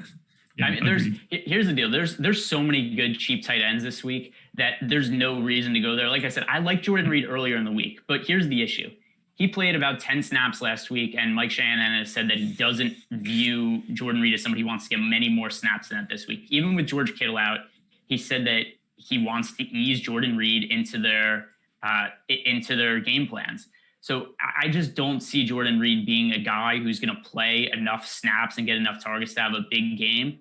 Maybe it's possibly catches a touchdown and you kind of luck out there. But I mean, just look at Logan Thomas at 3,600, Chris Herndon at 3,400. These are guys who are going to be really popular. They're cheap. There's no reason when you already have these cheap of tight ends that are good plays, there's no reason to be like, hey, I need to find this min price tight end. Like we have tight ends that are nearly min price that are really good options. Yeah, this is cash too. There's no way you should be going anywhere lower than Chris Herndon.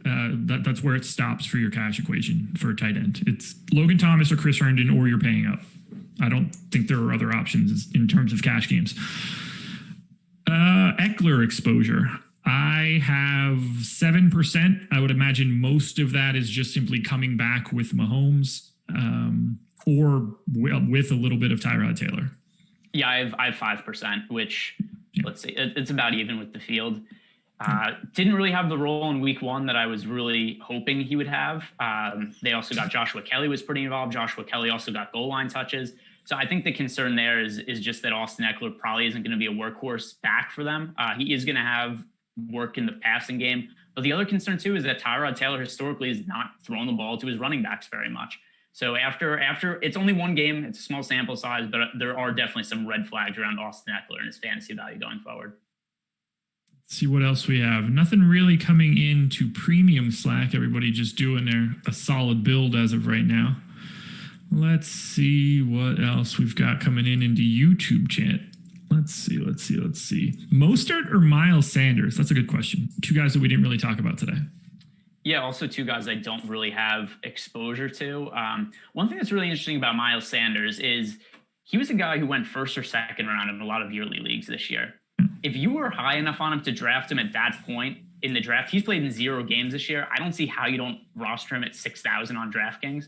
You know, if you were in a situation in a yearly league where you were drafting Miles Sanders in some spots, people were drafting him ahead of Derrick Henry, and he's $2,000 cheaper than Derrick Henry for his first game, then I think you should be on that spot. I'm a little concerned about his health after he missed week one. Massively concerned about the Eagles' offensive line because 2 of their 5 starters coming into the year are out for the season. Then we know Jason Peters switched positions. He went from tackle to guard. There's a lot of issues there. And then also they're going up against the Rams, who have a strong front seven. There's just other running back plays that I like a lot more than Sanders this week. I think he's too cheap. I really like that 6K price tag. I don't see I like Kenyon Drake. I have a lot of Kenyon Drake. I have more than the field of Kenyon Drake. I don't see that Kenyon Drake and Miles Sanders have all that different baseline projections for this week. 16-ish fantasy points. One of those guys is owned like 20% of the time. The other is 7. So I actually have Miles Sanders as my 4th most exposed running back. I really like him in a GPP scenario as a guy that's just not picking up the ownership. Like if he were 6K last week, like if this were just last week and he didn't miss the game, we would be like, oh, 6K, 7%. Why is Miles Sanders going so low owned? Like the price tag to me is just not a price tag that I want to get away from. I'm a little nervous about his health, but if that's just what's keeping his ownership down, I think he's better than a 6K back if he's just healthy. So I think he's probably better than a 6K back, but I don't necessarily think he's going to play as many snaps as he would have played normally. Because remember last week, even before the game started, when he was iffy to play, the rumor was going into the game that he was going to split snaps with Boston Scott anyway. Now the question is, Boston Scott sucked last week and the Eagles offensive line was terrible. So they just go to Miles Sanders anyway. Just be like, hey, we tried Boston Scott. It didn't work out. Let's see how Miles Sanders feels. And I do kind of get the feel that if he starts the game well, we'll just ride with him for the entire game. But I'm a little concerned that he's going to be in a little bit of a timeshare, at least for this week. Maybe not going forward, though. Well, if he doesn't play well, I'll just blame Laffy and yell at him tomorrow on our recap show. That works too. I could see it. It's not hard for me to envision a scenario where Miles Sanders goes off. It's one of those things. There's a lot of running backs I like. You have to draw the line somewhere, and I didn't have a lot of Miles Sanders exposure. Would you play both Ridley and Julio together, or just one on DK? I mean, I have no problem playing them both. If Matt Ryan or Dak Prescott is the quarterback, then yes, I wouldn't do it in a lineup where it's like Kyler Murray is the quarterback. No. Then it doesn't really make a whole lot of sense. But yeah, there's definitely situations where it makes sense to have them together. Henry or Devontae Adams on DK? That's a really weird question. Like, I understand it, but it's so weird to look at those two guys in the same lens. They're like polar opposites. So I prefer Henry, but yeah, it's always weird to compare players across different positions.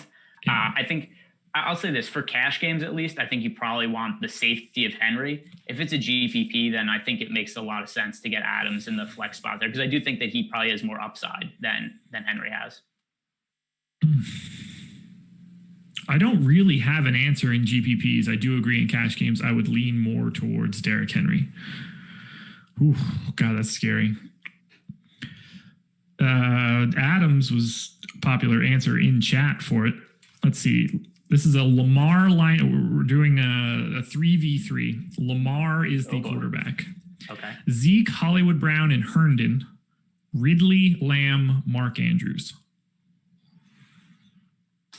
I have my answer. It's so hard to keep track of the 3v3s. All right, so the stack options were Marquise Brown and Mark Andrews. And then who are the other 2v2? Zeke, Herndon, Ridley, Lamb. So I'm going to go with the Zeke Herndon side. Okay. I'm going to go the Ridley Lamb side, just given how much I like that particular Dallas-Atlanta game. Might not be my first two choices of guys coming out of it, but I do have exposure to both Ridley and Lamb. And I would rather just have Mark Andrews along with Lamar than Hollywood Brown. Because while I like Chris Herndon, I feel like you're more likely to get three big games out of the Ridley, Lamb, Mark Andrews combo, whereas Zeke, Hollywood Brown, Herndon, I don't see the scenario where you get three big games out of all three of those guys. It's not hard for me to see a scenario where the Jets are down 2 or 3 touchdowns to the 49ers in the fourth quarter, and Chris Herndon picks up like 5 or 6 catches in garbage time. I hope you're right. I hope it plays out just like Trubisky last week, and it seems like it sucks, and then all of a sudden it doesn't. But 12? Yeah, I think both those combinations are fine though. Yeah. I don't. It's super close for me. I don't want it to seem like one of those is like clearly above the other. But we have 6 seconds until lock. So, guys, thank you very much for joining us. I'm going to go catch the end of Liverpool, and apparently I'm going to be very happy about it once I get there. I know who's not going to be happy about it, though. The person that yelled at me for looking at Twitter. Apologies for that one. Thank you guys so much. Good luck today. I've got a showdown video out for tonight's Seahawks-Patriots game, so go watch that. We'll have an NFL Live Before Lock for the game, NBA Live Before Lock tonight. Myself and Rinpack going to be talking some NBA showdown as well, so plenty of content still to come. Greg, good luck today. You guys, Jonathan Taylor is coming for that 100 yards and a touchdown, but we will be back next Sunday, same time, so we'll see you later.